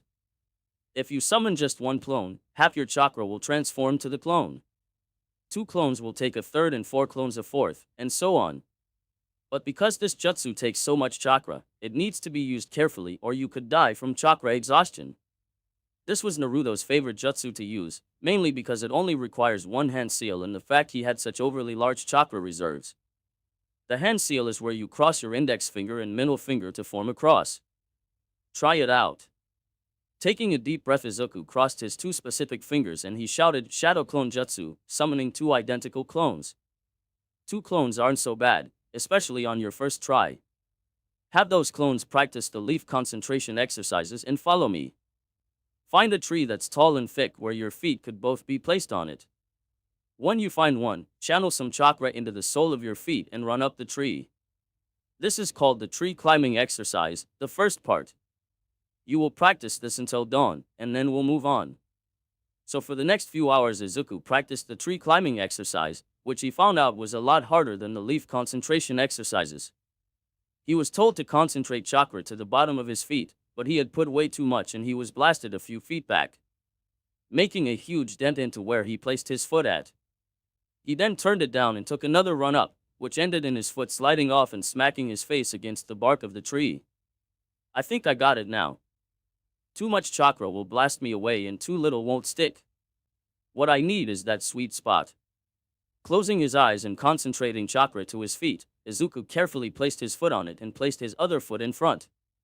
He kept his eyes closed for the next few steps and opened them when he was curious on how far he had gotten, which led him to lose focus and fall on his butt. By the dawn came around, Izuku had gotten it down to where he knew how much chakra he needed to use. Having a small breakfast consisting of a banana and water, he then got his next assignment. Now dismiss your clones. Izuku didn't understand the meaning of this but did it anyway, giving him a slight headache and surprise in doing so. A headache because he found out he had gotten the memories of what the clones were doing, surprised because he got the chakra control experience as well. Surprised? Should be because this is how we're going to train your chakra control from now on. Every day you're going to summon clones and have them practice chakra control while we do physical training. We'll take a short break before continuing. Now you'll learn how to enhance your physical abilities by channeling chakra through your body. Since you can channel chakra through your hands and feet, you're going to learn how to release chakra from each of your tenketsu. This will also help you master the taijutsu we have selected for you to learn. You'll go through the motions without chakra, and only when you have gotten the ability to release chakra through your tenketsu will you apply it. After showing him memories of the style, he was first shown how to release his chakra for the next 2 hours and then went through the motions of the moves. After another 2 hours, he was given a 5-minute break before he got started on his physical training. You don't have to worry about any injuries since we'll be able to heal you up, so don't hold back. First we'll start with a 10-kilometer run, and then move in with 100 push-ups, curl-ups, squats and pull-ups. After that you will have an hour break and lunch before moving on. Izuku froze after hearing this, deciding if he was being tortured or if this was just a big prank. What are you doing? Run. Yep, it was torture. By the time he finished it was around noon, muscles aching and lungs out of breath. And it was only day 1. Stretch before starting your break, and then we'll show you something really cool. Going back a few hours, Mirio was surprised to see both Nijire and Tamaki in the back of Tashinori's truck, showing they were just as confused as they were. They were even more confused when instead of heading towards Takoba Municipal Beach Park, they stopped outside Izuku's house. Inko greeted them as they entered, with food in the dining room/kitchen table. Why don't we eat, since we have much to discuss? After a bit eating and washing the dishes, the big three sat opposite of the two adults. I have already informed Mr. Tashinai about this, but Izuku has gone on a temporary training trip for the next 2.5 months. He wanted me to pass on a message to you. Free of pulling out a piece of paper from her pocket, she slid it across the small glass table that was between them to the 3 high school students. I'll be back soon. Get stronger for the rematch, cause I'll be stronger. P.S. Sorry for not helping finish the beach. Winky face. All Might watched as their eyes showed newfound confidence and strength, and knew when Izuku comes back, it'll be a good fight. It's almost time I give young Mirio this power, especially so they can stand up against that green powerhouse. 1 month later. It's been a month since Izuku started his training trip, and within that time, the 9 Biju were impressed with the progress their vessel had made so far. He had mastered the tree walking exercise within a few days and had mastered water walking the following week after many hours of drying his clothing, and then with mastering the basics for the Shadow Clone Jutsu, being able to summon 50 clones with half of his chakra. As for releasing chakra from his Tenketsu, he was only able to release 180 out of 361. Following the taijutsu that needed him to release all 361, he had gotten the moves down but not the grace or flow that was needed to execute it properly. The one thing that had surprised the chakra beasts was his physical performance, surpassing Naruto's at his age. With a month and a half left, Izuku was busy with his advanced afternoon physical training, finishing up his last 20-kilometer run. Stretching, he was interrupted with news from the chakra beast sealed within him. Izuku, we need you to enter your mindscape. We have something important to tell you. The fact that Kurama was the one speaking for the group, the seriousness in his voice and the fact that they needed him to enter the seal told him this was of the utmost importance. Finishing his last stretch, he cleared a small area before sitting in a lotus position and appeared in front of the power chakra beasts. The Kyubi no Kitsune, Kurama, sat in the middle with Shikaku the one-tailed sand tanuki, Matatabi the two-tailed fire cat, Isabu the three-tailed turtle, and Son Goku the four-tailed ape on his right. On his left sat Kokuo the five-tailed horse dolphin, Rokobi the six-tailed slug, Komiai the seven-tailed kabutomushi, and Hachibi the eight-tailed octopus bullocks. They posed a very threatening appearance if you first see them, but Izuku saw them as aunts and uncle or his senseis when he was training. We were going to wait until you were older, but we think you're ready if the rapid progress you've been making says anything. Kurama said before Matatabi spoke. We all believe and trust you, and we know you do also, kitten. That is why we think it's time we become part of you. Izuku didn't understand that part, but before he could say anything Son Goku spoke. What Matatabi means is that we want to merge part of all of our souls with yours. This will help stabilize our chakra in your body as well as improve your overall abilities. The greenette nodded, watching Kurama's 9 tails swirl behind him. He only did that when he was anxious or excited about something, and this sounded like a very big deal. The process would only take at most 2 days for our souls to match and link onto your soul's wavelength, another day or so for our chakra to stabilize with your coils. This entire process all depends on your willpower, but we all know you will succeed. The greenette nodded his head. This was definitely a big deal. This would no doubt help him become stronger if another one of those Otsutsuki people came, and he had a feeling they would one day.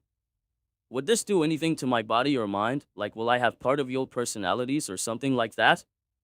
Komiai shook her no, her wings giving off a low buzzing. Nothing in the shorts. This will help us communicate if we are ever separated from each other and track us if anything happens. You will also be able to use our personal abilities, but we don't know to what degree. What do you mean if we're separated? I thought you were unable to escape if the seal was up. While he knew they wouldn't be with him forever, the thought of them leaving him alone wasn't something he practically loved. As if sensing his worry, Kurama explained. That was never the case, and while we do see you as our grandchild, we also like to feel the sun on our skin, wind blow against our body, and feel the water wash over us. When Naruto transferred us over to you, we willingly went knowing you needed us and that you were his legacy. You and Inko were his most prized people, and even though he saw us as family, we weren't human and never will. We were not only given to you so that we may try on you, but to also protect both of you too in case anything happened. What did you think would happen when you started to go to U.A? We would still stay with you, but we would also help your mother here at the same time. Izuku knew that made absolute sense, and it did lift the worry he had of his mother, and he also came to his decision to the marriage. I want to do the marriage, if it means I'm able to protect people and those precious to me. I need to become stronger. They discussed that it would take a few days, so they needed to find a secluded place if possible. No need for any hikers or anyone stumbling upon them. She didn't know why her family had to do this, but all Kendo Otsutsuki knew was that it was tradition for all of those coming of age to go on a journey of discovery. This was to sharpen their mind and skills, to show them the reality of what the world was like. Kendo had long orange hair that was put up in a ponytail, teal eyes, fair skin, and stood 166 centimeters. She wore a black skin-tight, carbon fiber tank top under a turquoise GI that was polyester. She finishes it off with the black all-bird shoes, white bandage tape around her thighs and upper arms. She had been wandering the woods for the last week, preparing for what may happen in the practical exam portion at Udaa High School. So far, she had only met 2 bears that were broadly a warm-up for her and her quirk, and had been doing basic conditioning in the morning and evening. Itsuka also wasn't allowed to have any technology on her and had to use the sun to tell the time, which she was glad she paid attention to when her grandfather explained it to her. It'll be about 10 in a few minutes. I better find a place to set up camp or I'll be sleeping in another tree.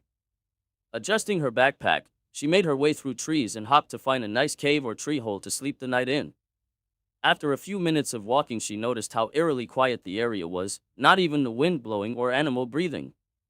She remembered what her grandfather said to her before entering the forest: listen to the animals, their senses are the sharpest. When you hear the crickets and the birds, even the snore of a bear, you know it is safe. But when not even the sound of the wind makes a sound, beware the beast that causes that. Should I even try and venture further this way? But it's getting really late and it looks like it'll rain soon. Noticing how the cloud-covered sky looked ready to downpour at any second, she quickly made her way forward and hoped nothing would go wrong. It wasn't long before she noticed a cave in the distance with a flicking of light. Not knowing who it was made her second guess if it was safe, but feeling the start of rain rushed those thoughts away. Quickly and as quietly as she could, Kendo made her way to the edge of the cave and peeked inside. A fire was lit in front of another person, but the shadow of the cave made it hard for her to see his face. It's not going to stop anytime soon. She heard him speak, surprised he had noticed her. And unless you have a quirk that can protect you from the rain, I would recommend coming inside. His voice was a little deep and rough, but had a nice sweetness and serenity that had made the Orange Annette believe him. Carefully making her way inside in case anything warned her to escape, Itsuka sat in front of the fire and the person on the other side. I understand that you are cautious, but I can promise you I will not do anything. He paused to let her think it over, and he smiled when she put her back down beside her. You hungry? No, I'm dashed, but the embarrassing sound of her stomach growling stopped her and caused him to let out a low chuckle. That's embarrassing, she thought, head down and blushing. Don't be embarrassed, I myself haven't eaten yet. I have plenty of food to spare, just give it a few minutes to warm, he said, placing a metal pot onto the fire and pouring what looked to be soup with meat and vegetables. Just the sight of it had her drooling a bit.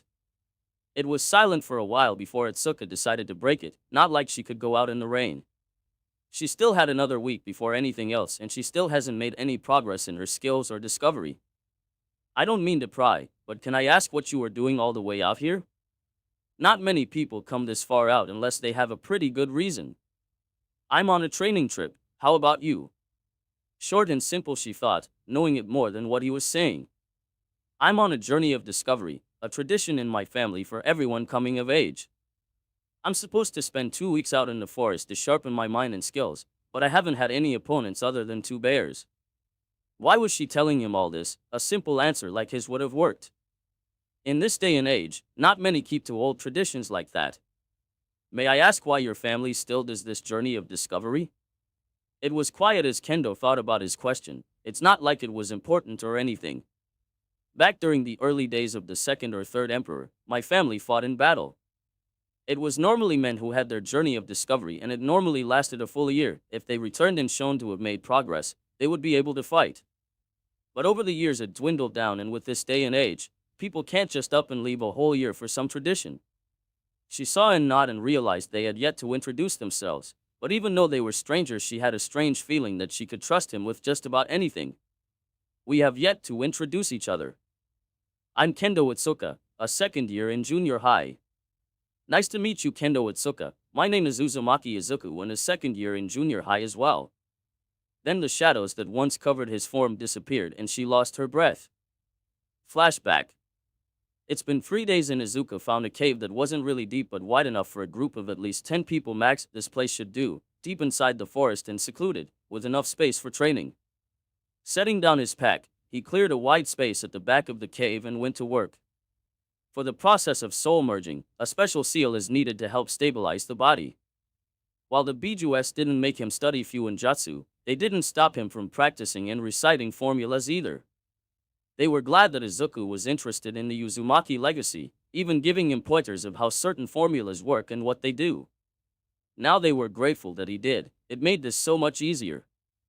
The seal was a combination of a barrier seal on the outside, surrounding a chakra suppression seal, which were both beginner seals. The barrier seal was a mid-sub-level beginner seal while the chakra suppression seal was a high sub-level beginner seal. Izuku was close to starting intermediate Fuinjutsu once he passed Kurama's test. Okay, it's done.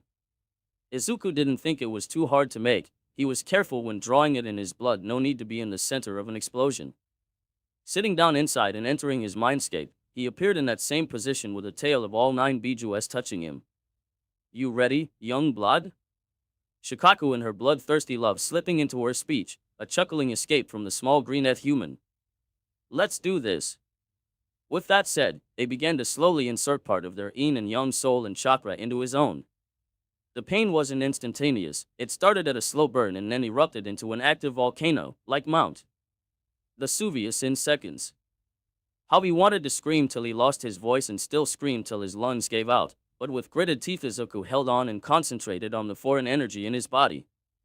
He could feel this body go under a slight transformation, but forced more on overcoming the overflowing pain that felt like years when it's only been a day. After the second day, the flaring, boiling heat subsided greatly to where he was able to calm his breathing and actually begin to form a thought of any sorts. Cracking open his eyes, he saw 9 of them look smaller than when he remembered. Like Chibi Biju, it was both adorable and confusing. It's been a while since we've been like this, said an embarrassed Isabu in a very quiet voice, Izuku thought, noticing her tails curled around each other. So cute. Focusing on what was happening, he asked them why they were so chibi-like. They explained that it was because 1, low on chakra and 2, because this was the only way they could leave the seal without causing permanent damage to the surroundings area. Izuku's sweat dropped at an image of them destroying hundreds of acres of land for just sitting or standing, not to mention the absolute huge size. Don't get too comfortable yet, Izuku. We still need to get our wavelengths connected.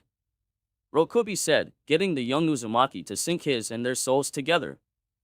The 9 chibi beasts closed eyes as well, but were able to notice his new looks that appeared due to the process. Flashback. His hair was as green as emeralds with white stands, and eyes like fresh-cut grass, though upon closer look, one was lighter than the other. He had such a healthy glow to his skin and the way his freaks highlighted his eyes, and don't get her started on how well fit he was. Muscles that seemed to be a bit tight under his clothes, his heart and what she could see, chiseled chest as well. He had a black shirt that hugged his chest and black baggy pants, finishing with red flats. What really made her heart best was his smile, a smile that put butterflies in her stomach. He's the handsomest man I have ever seen. Food is done. Kendo heard him say, realizing she must have spaced out while looking at him. Great, can't get any more embarrassing, she thought, grabbing the bowl that was being handed to her, and forgetting to wait and blow it down. Hot, she said, dropping the bowl and spilling it over her hands. I stand corrected. She didn't know when Izuku got to her side or why he was cupping hands, only that the burning pain was slowly receding and was now only a slight numbing feeling. This is all I can do for this kind of injury, but you won't have any burn marks or blemish. Itsuka was at a loss for words. In just a few seconds she was in pain, and now there was only a slight tingle in her hands, but was quickly getting better. Thanks for that, Uzumaki-san. Izuku just gave her a smile, picking up her bowl and handing her his. Take this. I can't take yours. He just took her hands and placed them on the bowl, before placing her dropped bowl away and taking out another one.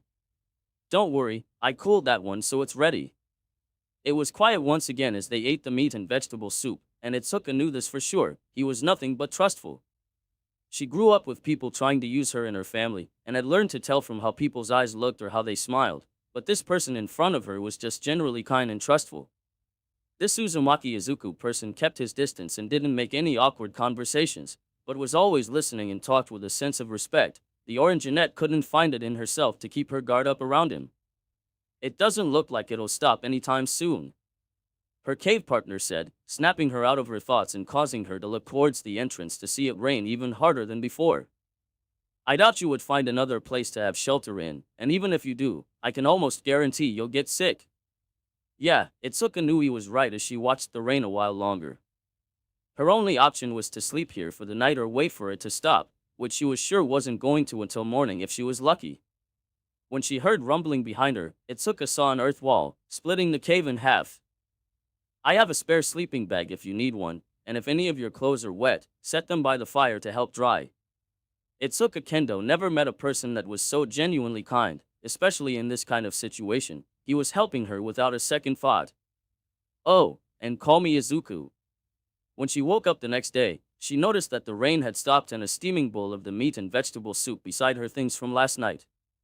Taking it and eating, she made her way out and saw that the sun was high in the sky, signaling it was at least midday. Morning, Kendo-san. Hope the food was still warm when you woke up. It was, and thank you, she said, turning around and saw the muscles on his back, his magnificent back, before he put his shirt back on. I didn't want to wake you, so I put it beside your stuff, just wanted to get warmed up before training. She perked up after that. Itsuka Kendo loved to exercise and train, and was curious on what he did to obtain a body like that. Do you mind if I join you? Shaking his head, Itsuka asked him to wait so she could get changed. After exiting out of the cave, Izuku's cheeks gave off a slight blush at her outfit.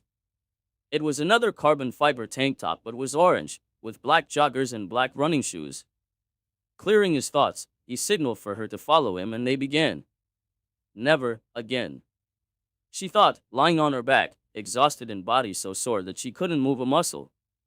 You're a beast, Izuku-san. How do you do this? Izuku just sweat dropped at that, before hovering his hands above her. This'll help your muscles that may have torn heal and give you some energy back, but you'll have to recover most of your energy back yourself. She watched as his hands turned green and hover above her, realizing that he did something like that last night. Do you mind if I ask about your quirk? You don't have to say anything if you don't want to, I was just curious. It was silent after that, and Itsuka took that as a no, before he started talking. I have the ability to control the energy of my body and others to help heal, fastening the process, and can give my body a temporary boost in power and speed. He could practically see stars in the girl's eyes, causing him to let out a chuckle. Slowly sitting up, Kendo extended her hand forward and expanded it. My ability allows me to expand certain parts of my body, but my hands are the easiest to do. While it did help improve some forms in martial arts, she still hasn't found one that she actually felt comfortable and compatible with. That's so cool. Does it also increase your power when you activate it? If so, to what degree? How much can you expand it, and does it hurt or off-balance you if it's too big? What type of martial arts do you practice? Izuku said before blushing. His excitement over quirks never truly left him. Itsuka was surprised by his questions, since people just told her that it suited her family traditions and great things were sure to happen, but here he was trying to find out what her quirk could do. It does increase my power by 5%, and it does make me unbalanced sometimes, but I haven't done it to where it hurts. I practice all types of martial arts, mainly those that are hand-to-hand combat. She watched as he pulled out a notebook and started writing what she said, but she was curious on where the book came from. Do you mind if we spar for a while? I would love to write down what I can about your quirk if you don't mind. Sure, I don't mind. Just let me stretch a minute and recover my energy. After a 30-minute break, Izuku and Kendo stood on opposite ends of a small clearing that was in front of the cave. Ready when you are. Itsuka narrowed her eyes and rushed towards her opponent, her hand still normal-sized and into a fist. When she was close enough, she threw her fist and expanded it to 10 times its original size, hitting Izuku and causing a bit of wind to blow past him. Her eyes widened when she heard a chuckle on the other end of her fist, and once the smoke cleared, she saw why. Izuku stood there with his palm to her fist, uninjured and unmoved. Now that is some power. Do you plan on entering a hero school? He said, tightening his hand around her huge fist and causing her to wince at the amount of strength in his grip. You gotta, she said, watching the greenette nod before being shoved back. You definitely have a shot, but if that's all you got, I doubt you'll make it. Now show me what you got, don't hold back and show me your true strength. Catching her balance, she kicked off her shoes and took a deep breath in and out before her eyes showed determination and a hint of anger. At what? Probably for the fact that he had insulted her. Izuku's eyes widened when he saw her go faster, noticing that she expanded her feet to get more speed in each step. He was brought out of thought as a gigantic open palm thrust, stepped siding it and ducking under another palm thrust, which put him inside her guard. Itsuka's eyes widened and jumped back a few feet, readying herself for an attack. Noticing that he didn't attack, even after getting into her space, made her mad. Why aren't you attacking? You asked for this. Izuku just shrugged his shoulders, before really insulting her and her pride. Thought you were going to be a challenge, but it seems your quirk is all you have going for you. I'll show you. Bending low, she slowly expanded her feet and hands before shooting off. Her low center gravity gave her an added boost in speed and appeared before Izuku with a rapid fire of open palm thrust. Dodging left, right and under each duck made her push more speed and power into her blows, causing wind pressure to appear after every thrust she made. Jumping over her, he dodged a back kick from her foot and nodded his head. She has pride, and does have the power to enter Udade, no doubt, but... He thought, dodging 2 left jabs aimed for his face and a right to his chest, he jumped over her sweep kick and landed a few feet in front of her.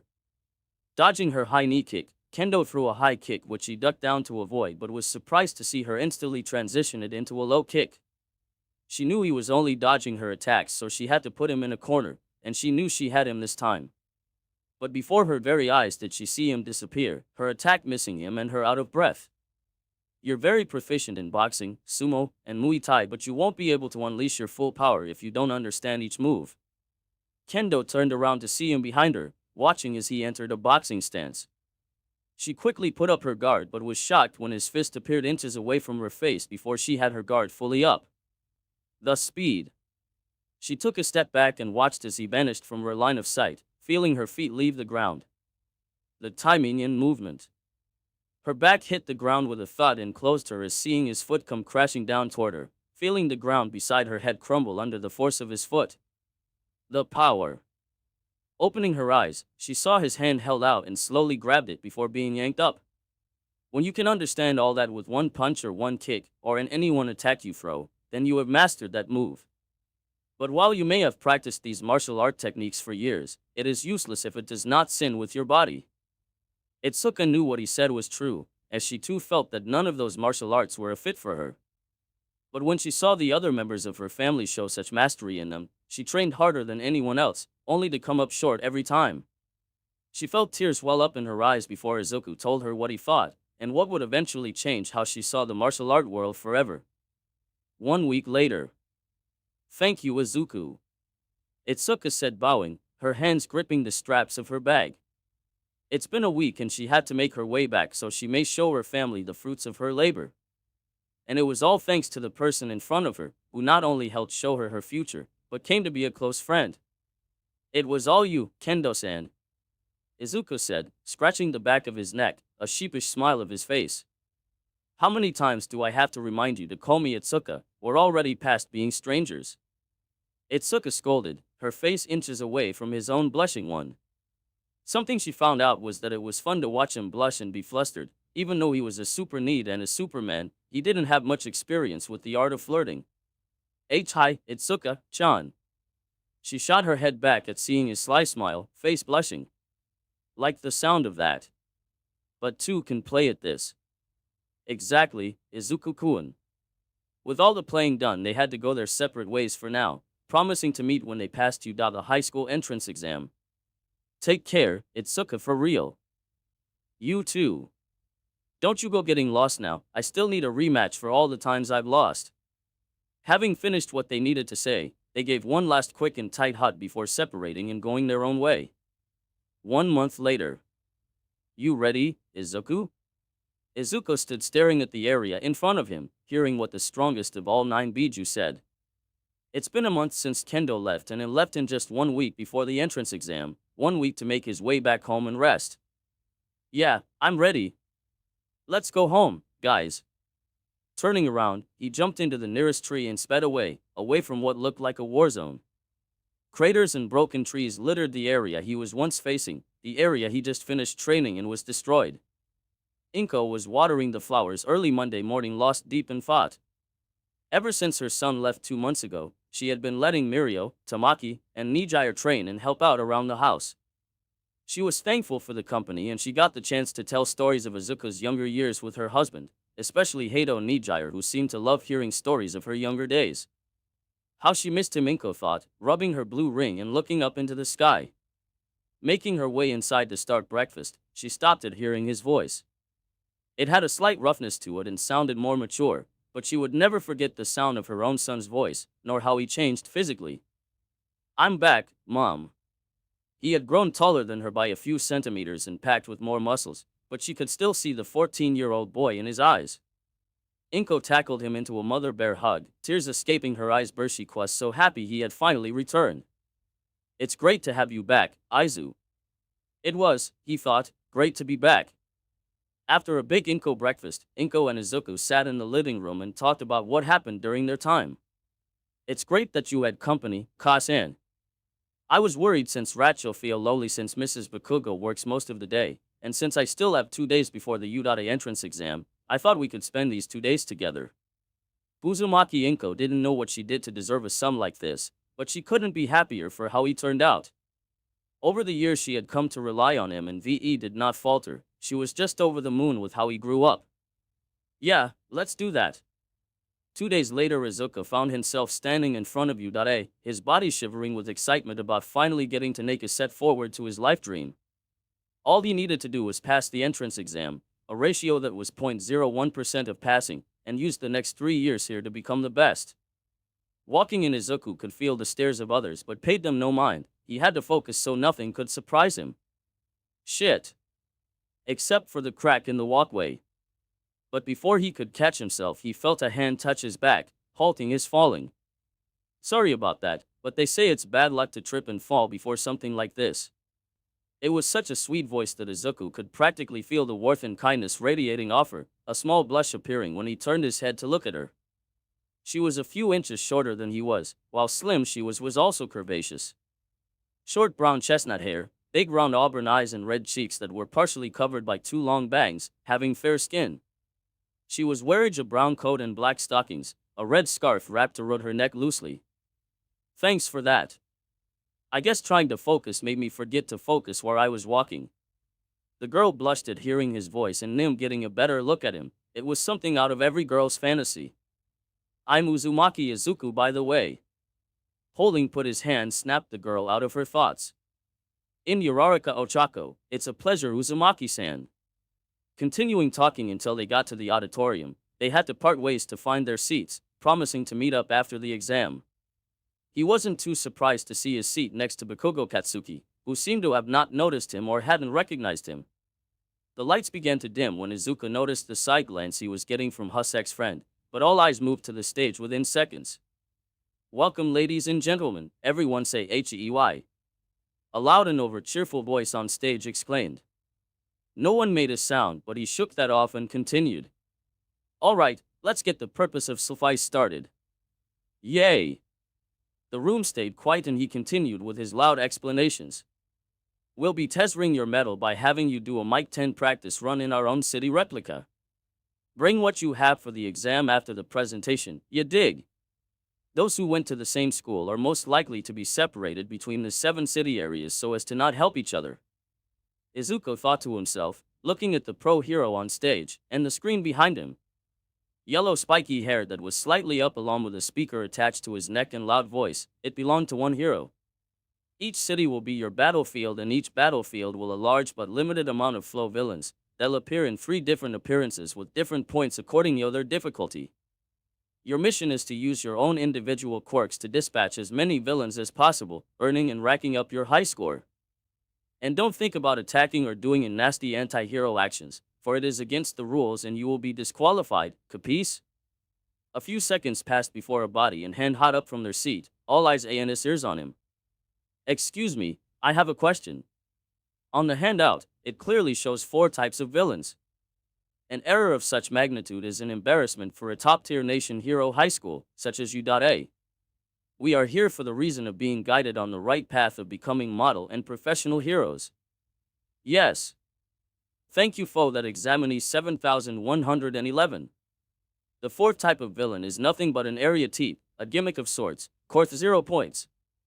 It's best if you just avoid it altogether since they go on a rampage when there's a crowd. Hearing a lot of them sigh in relief and talk about how it wasn't a problem, the hero on stage gave a sadistic grin that couldn't be seen where he was at. Now before you all go on your way, let me bestow the motto that has been incorporated in every hero school and hero hearts. A hero by the name of Napoleon Bonaparte once said a tour hero never stops overcoming the misfortune in life. Now let's move on to the main event, and may you all suffer gladly to the trials ahead. Plus Ultra. These people sure like showcasing their wealth and fame. It's practically the size of a small city. Kurama said, having felt the size and structure of the city Izuku will BWN, but otherwise not doing anything else. Remember, we aren't helping you in any way, kid, so don't you dare disappoint us in there. Son Goku sighed, banging her fists on the ground and her 4 tails swirling behind.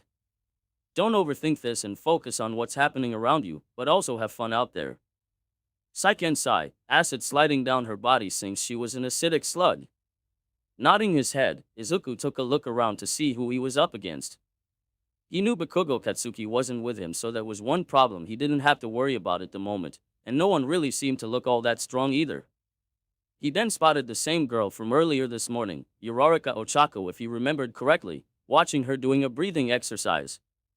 Walking up to get a good stop in the front, he was stopped by a hand on his shoulder. The same hand that was attached to the boyko asked the question in the auditorium earlier. I saw you eye that girl just now. I hope it wasn't so you could discourage her in any way. Izuku got a good look at the boy, noticing his short dark black hair and glasses that were attracted to a very squarish head. He was fairly muscular and was just as tall as him, engines coming out of his muscular calves. Don't worry, while I was looking at her, it was to see her doing a breathing exercise to calm her nerves. I was just going to get a spot towards the front is all. While the young Uzumaki could easily shrug off the boy's hand, he didn't need unwanted attention on him nor a grudge against him. I apologize, I only wanted everyone to have a fair chance. Taking his hand off, Izuku continued his way towards the front, stopping beside another girl. Well, hello, handsome. Trying to grab a front row seat? Looking at the girl, he noticed that she was all pink. Her hair was of a darker shade of pink than her skin, which was of a hot pink color, and 2 small horns on her head. Yeah, I'm Uzumaki Izuku. Ashido Mina, Izuku-san. But before any more could be said, a loud familiar voice boomed over them. Ashido looked over and saw that Izuku seemed to have disappeared as soon as the sound started.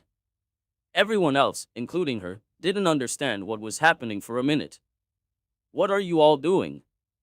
There's no such thing as a countdown in battle. Run, run. Snapping out of thought, everyone started to enter the city, all crowded and cluttered. When he heard the hero from earlier, Present Mike, shout start, Izuku wasted no time and ran inside as fast as possible.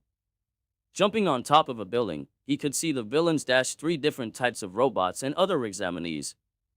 Now, I'm not too worried about scoring points. They're most likely looking at how each individual uses their quirks and if they are able to use their ability in their favor in battle. Creating a shadow clone, he ordered it to go and destroy a few 1-pointers and 2-pointers, but to not show off too much power. A shinobi must always keep their abilities hidden as much as possible. A shinobi must also find out all he can about a person's ability, never run in blindly or be too cautious. A shinobi must be able to blend in or hide instantly in case something happens. Never reveal your location or the enemy's plan and attack when certain of success. After several 7 minutes, his shadow clone disappeared and Izuku sorted through the memories. 10 1-pointers and 10 2-pointers, a score of 30. Now let's see what my other fellow examinees are doing. Seeing someone shoot a laser from their stomach, the blue-haired guy kicked through a few. Seeing Uraraka lift and drop them and Ishido melt a couple.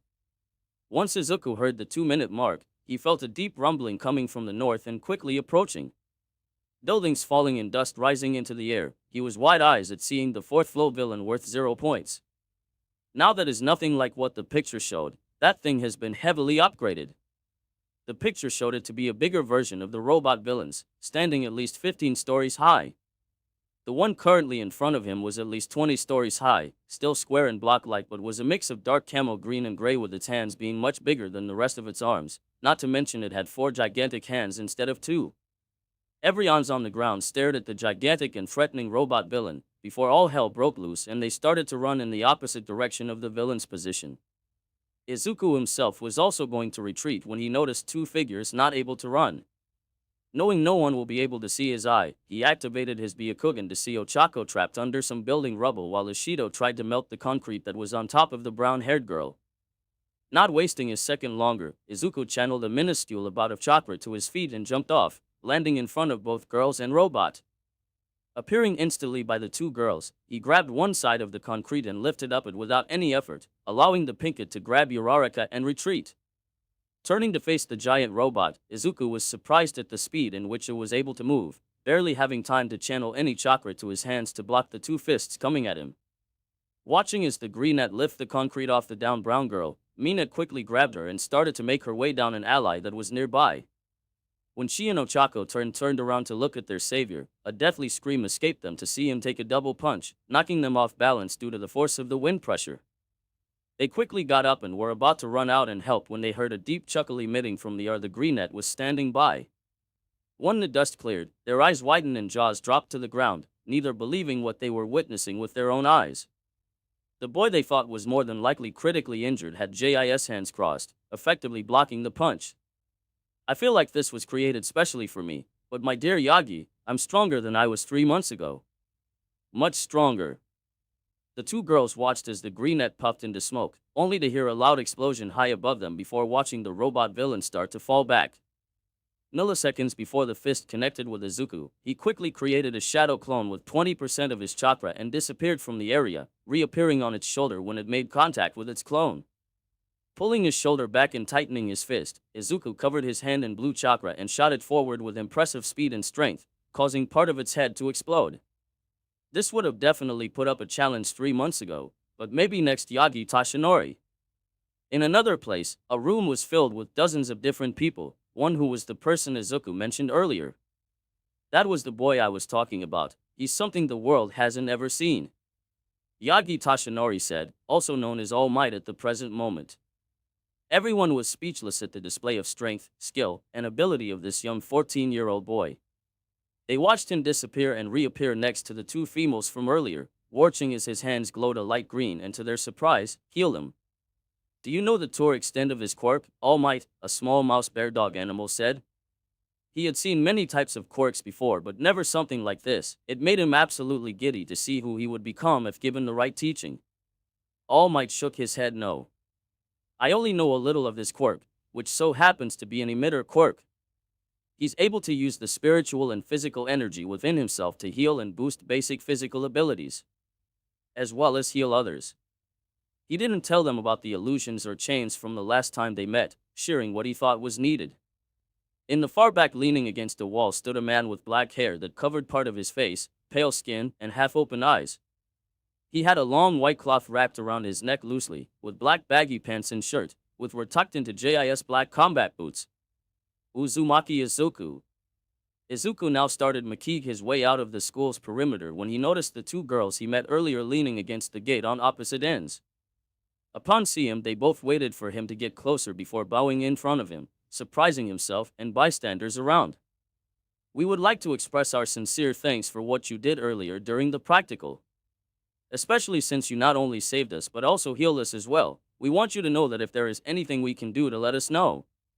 Izuku looked at this shocked before a smile its way onto his face, his hand reaching into his pocket. Why don't we exchange numbers then? That way we can keep in touch and hang out after school and on weekends. Both Mina and Ochako were surprised at his response but smiled and traded numbers with each other. Before heading home, Izuku asked THM if they would keep what they knew a secret, which he was glad they would. Waving by, he watched the two go in the same direction and was about to head in the opposite direction when he heard someone call his name. Mirio, how's it been? Catching up to the greenette, he instantly noticed the change. Been good, but have you changed?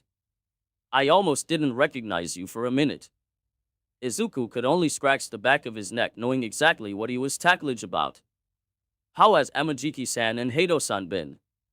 Has anything new happened while I was gone? Not much. We finished cleaning the beach and it has now started to look like it did when we were younger. People have even started to come and walk the shoreline and have lunch. Me, Tamaki and Hado have been pretty busy with our internships, so we only get to see each other on weekends and sometimes during the weekdays.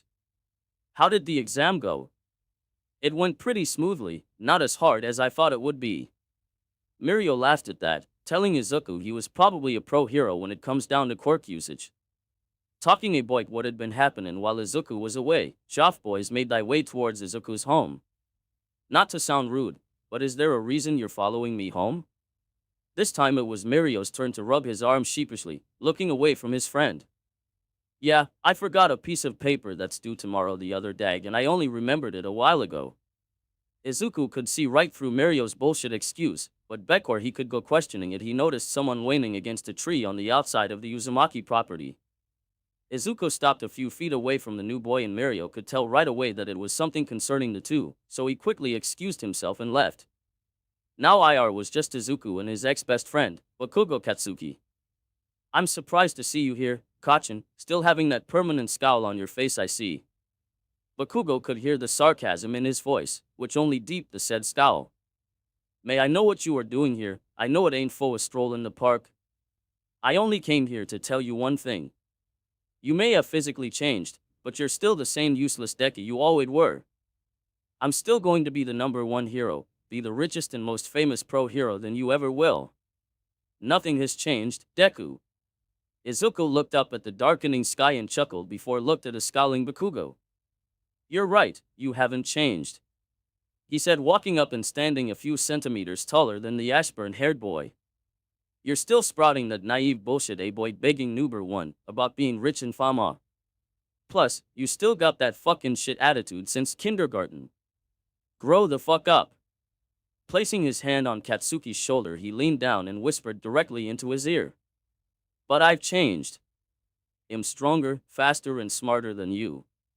Go ahead and become the #1 and the richest and most famous, cause I have bigger plans. Standing straight up, they stared at each other before Izuku disappeared from his sight and heard him from behind. I'm not staying low anymore, Kachin. I'll fight back and I won't hold back. When Katsuki turned around, he could see Izuku's back before it disappeared in the distance. Izuku could sense the occupants inside, but when he opened the front door, he was still surprised. Inside was Inko and Yagi holding up a sign saying welcome back, Tamaki Amajiki holding a cake with a candy notebook on top. Mirio was standing over by the presents, which left Hado Nijire, who when entered the room and spotted him, dashed and tackled him into a tight hug. Welcome back son/Izuku Uzumaki. They all shouted. Izuku couldn't remember the last times he actually had a party, having focused on training and studying that he never actually celebrated his birthday or any holidays for the most part. That night was fun for everyone, laughing and eating, Izuku opening presents and everyone playing games, the arm wrestling match between Izuku and All Might which ended in a Daro. The next morning, Izuku appeared to be the first one awake and found that he and everyone had fallen all asleep in the living room. Inko was on the recliner with a blanket over her and Tashinori was laying down. On his stomach on the sofa, Mirio and Tamaki had passed out on the floor somewhere and he had also apparently fallen asleep on the floor, with Nijire on his chest and his arm warped around her waist. Freaking out a bit and substituting himself for the clone, he got up and went outside to see the sun start to rise. I'm now one step closer to becoming strong. Naruto would be so proud of you, Izuku. A small chibi nine-tailed fox said, sitting beside him. Where are the others? He already knew the answer. Having sensed them roam around the forest, he could practically feel their excitement at being out of the seal, fewer air breathing into their biju lungs. Don't be surprised when they cause an explosion dash, and no sooner did Kurama say that, 8 huge explosions sounded off in the background.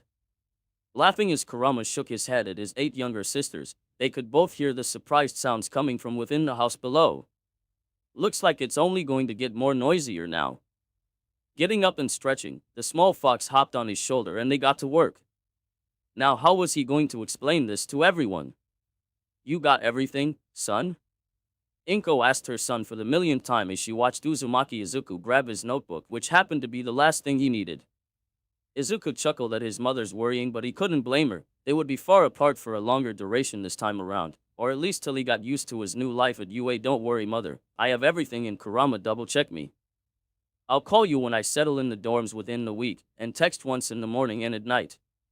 Inko knew she was worrying about nothing and knew her son was definitely capable of handling any situation that may arise in the future, but her mother-like instincts didn't want her baby to leave yet. It was only natural. I know, son. I have full confidence that you'll have no problem at UA, and if there is one, you'll figure out a situation. I know your father would agree with me. Tears started to well up in her eyes and Izuku brought her into a hug. I know, mother. He would have told me that he believed in me 100% and that I should help out my peers when they need it. Giving her one last hug, Izuku put on his backpack and grabbed his small back duffel bag and headed out the house. Before he disappeared in the tree line, he gave one last wave and walked his way away from his house. Izuku, out of everything I teach you, remember these words. Never give in to your anger or hatred. It is only then you lose sight of not only your goals, but you lose sight of yourself as well. Help out those in need as best as possible. Be a hero in more than action. Be a hero who is supported in more than your costume. Remember these words because they will be the cornerstone of your career if you still plan on becoming a hero, okay, son? Reaching the edge of their property, Izuku saw Mirio and Tashinori by the Pro Heroes truck waiting for him. We got an hour before your first day. Hurry up, Izuku. Mirio said, hopping in the front passenger seat, receiving a nod from Tashinori to hop in the back. Izuku was curious on how big someone had to be for them to make the doors so big, but opened the door to an unsurprising scene. Get your feet off the desk. You are disrespecting the craftsmanship and past heroes who have once sat in these very seats. It was the tall blue-haired guy with the square head and glasses, scolding the one person. Izuku wasn't surprised by his actions. Shut up, you extra. What junior high are you from? Bakugo shouted, not at all caring about his disrespectful attitude. Some things will never change, I see. Walking in and looking around, he was surprised to see his pink female friend. Walking past the two arguing boys, he saw her talking to 2 other girls who stared at him, but they were unable to inform the pinkette before it was too late. Wrapping his arms around her, he pulled her into a hug from behind and swung her side to side. Mina-chan, good morning. Mina in return let out a small scream at the action before she realized who it was. Izuku-kun? Setting her down, Mina gave him one of her own hugs, this time with him hugging her back. I'm so happy we're in the same class. Ochako-chan is also with us. She should be here right now. No sooner did Mina say that, Uraraka Ochako opened the class door and walked in, quickly spotting the duo. Running over, she enveloped both Izuku and Mina into a hug. I'm so glad we'll be in the same class. It's going to be so fun now. A cough was heard behind them that caught their attention, Mina blushing in embarrassment at the realization that she forgot she was speaking to some of the other girls before Izuku came in. Right, let me introduce everyone. This is Yaoyorozu Momo. Her quirk is creation. Long black hair tied in a ponytail, black eyes, and fair skin, matched with a heart-shaped face. She had a fuller physique than the other girls, accompanied with more fat on her thighs and stomach than any other part of her body. Izuku thought she was cute, taking note that her quirk might have an impact on her body. Beside her is Kyokujiro. Her quirk is earphone jack. An inch or two smaller than Yaoyorozu Momo, with a slim boyish figure, black eyes, and short dark purple hair with 2 chin-length bangs. She had fair skin with 2 earphone jacks hanging her earlobes at the end of 2 thin cords that act like extra limbs. Next is Hagakure Toru, whose quirk, as you can tell, is invisibility. All Izuku and Ochako could see was a school uniform floating, at least what they could see with their bare eyes. Last but not least is Azui Tsuyu, her quirk is frog. Standing about the same height as Kyokujiro with a slim figure and fair skin.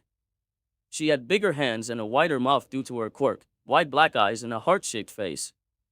She had thick tights that he deduced were part of her quirk as well, long dark sea green hair with two long bangs going down to her chest and one stopping at her forehead.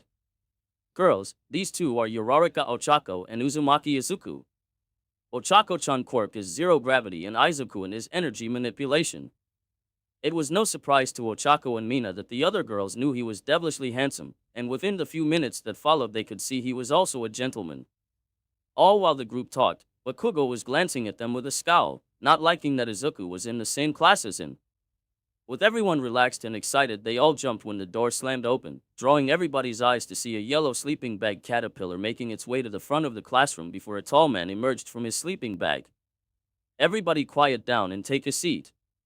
It took 8 seconds for everyone to quiet down and find a seat, 8 seconds that you could have used in battle. Anyways, my name is Aizawa Shota and I'll be your homeroom teacher. He was a tall, slender man with pale skin and shoulder-length black messy hair, a white cloth-like material wrapped around his neck loosely. His bangs partially in front of his face where it almost covers his half-opened eyes, dressed in an all-black combat clothing and boots. He didn't look like much to many of the students. The only one who actually knew the man to a point was Izuku, and only because he recognized the messy black hair and white cloth around his neck where he knew the man's yellow goggles were. Now, everyone change into your gym clothes and head out to the field. 10 minutes later, all of Class 1A were standing in the field by what looked like a throwing pit. Today we will be conducting a quirk test. That shocked many of the students who were expecting a normal high school first day. Unlike other high schools and many hero schools, UA allows teachers to conduct their classes how they see fit, a freestyle educational system. Walking to the pit, he grabbed a baseball and scanned his students, his eyes.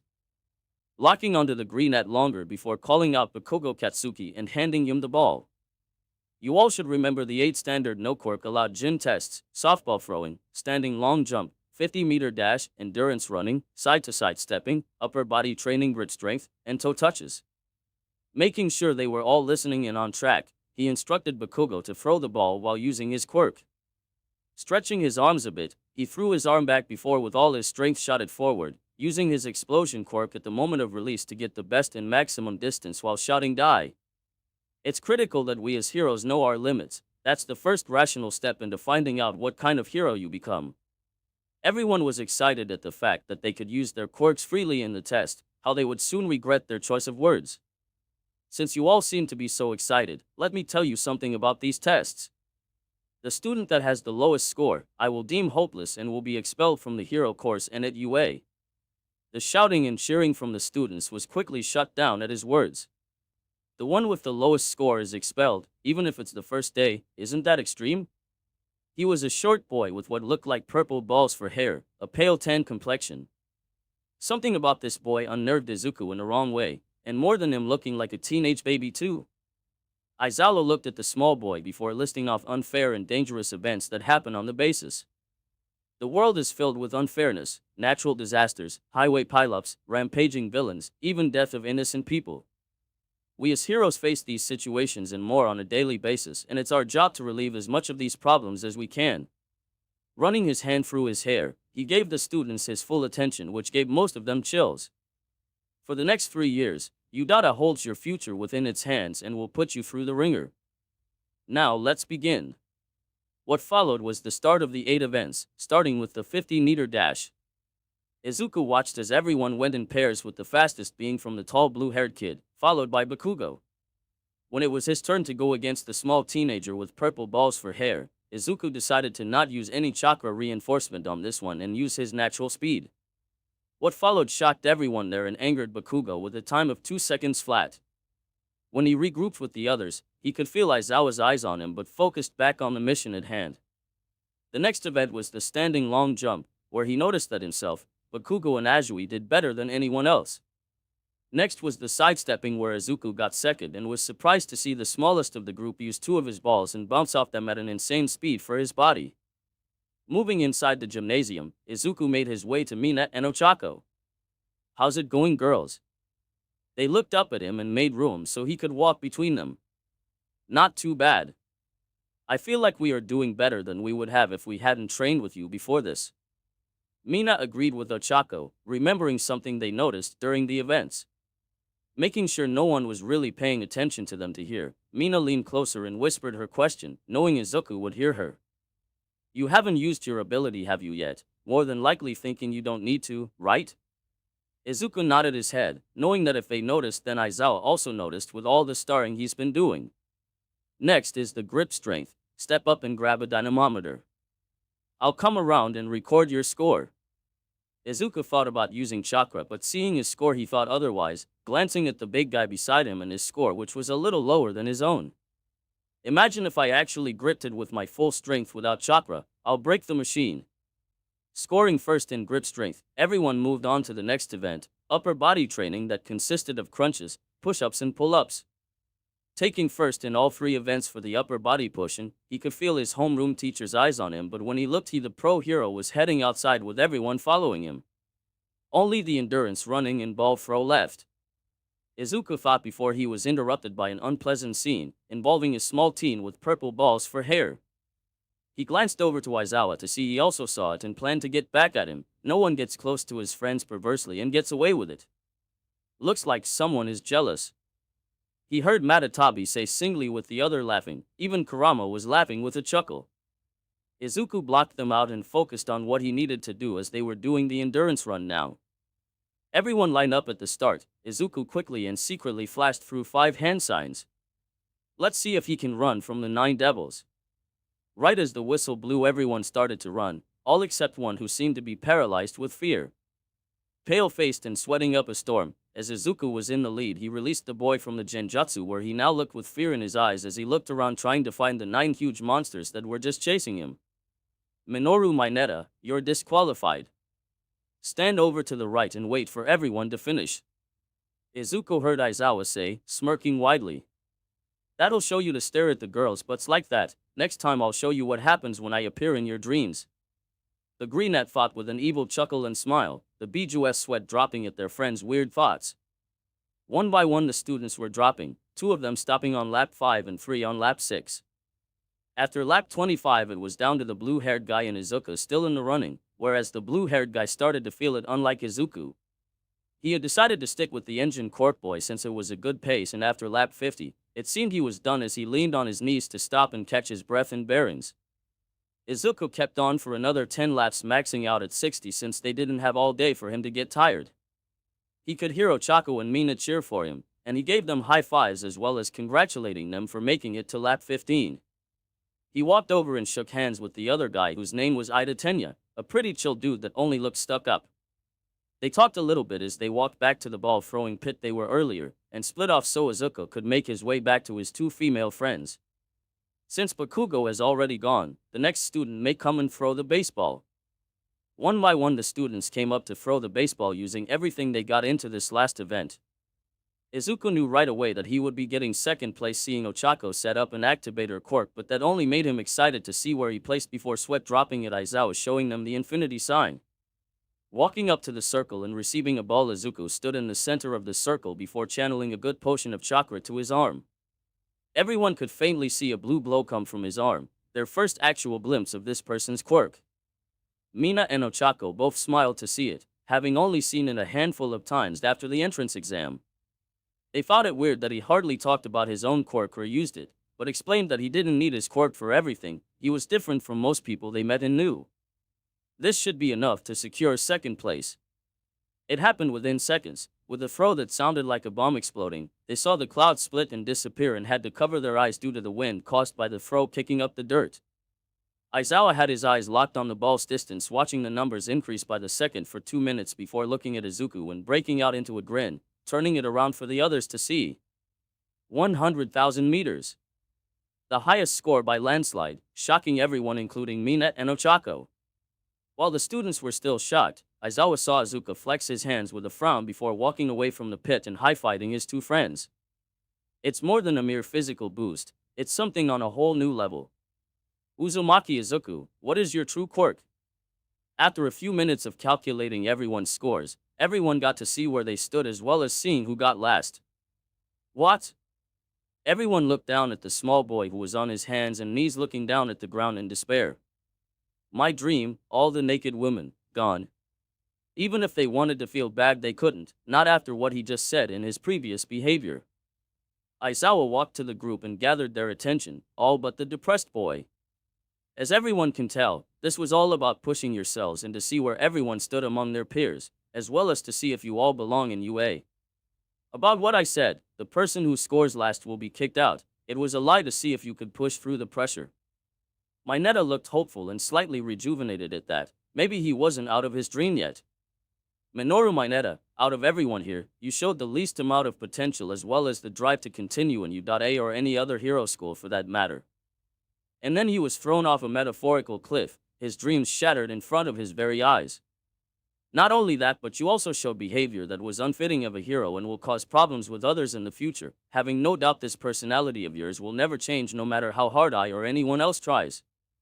Grab your things and exit off the perimeter by the end of the day or else you will be forced off by legal matters. Everyone else, head back to the classroom. We have to get you prepared for the next 3 years of your life. Not sparing them a second glance, Aizawa disappeared around the corner heading back to his room. Everyone else started to leave one by one after a few more seconds to see where they stood and who was at the top. It wasn't a surprise to many who had witnessed the green net during the events, but it was still something during the last event, the ball throw, seeing him talk to the two females that seemed to almost be stuck to him like glue. This didn't go unnoticed to the other girls either, as they could see it in the way they talked and acted. They really like Izuku on a deeper level. Mineta didn't receive any sympathy from anyone as they passed him as if he wasn't even there to begin with, nor did they care for what that meant for his future either. Izuku smirked as he passed the purple net and decided to give him a last parting gift. After all, he had a personal grudge on the boy after what he saw in the boy's eyes as he stared at his two best friends. It was for only an instant and only directed at the perverted teen, but it had the desired effects. He didn't need to see to know the fear he just inflicted on his mind, but he didn't care. Once everyone arrived and sat down, he started writing a few words on the board before he turned back to face the class.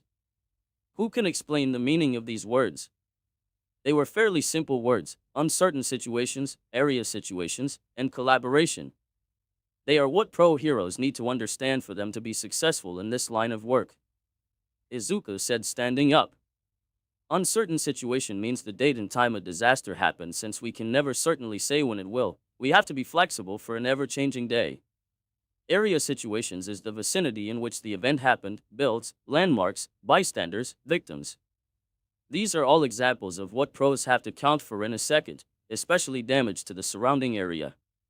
Collaboration is working with heroes who you either just met or know but have met up at that spot, using your quirk to either limit the cause of the disaster, stop civilians from closing in the scene, fight the cause, and much more. A hero, no matter how experienced one might be, must be able to work with other heroes in the best possible fashion. Exactly, which leads me to the reason why I wrote this. Class 1A and 1B will be having combat training the first week of every month together. Each class will be going against each other and be mixed into teams and challenge each other in various events each day.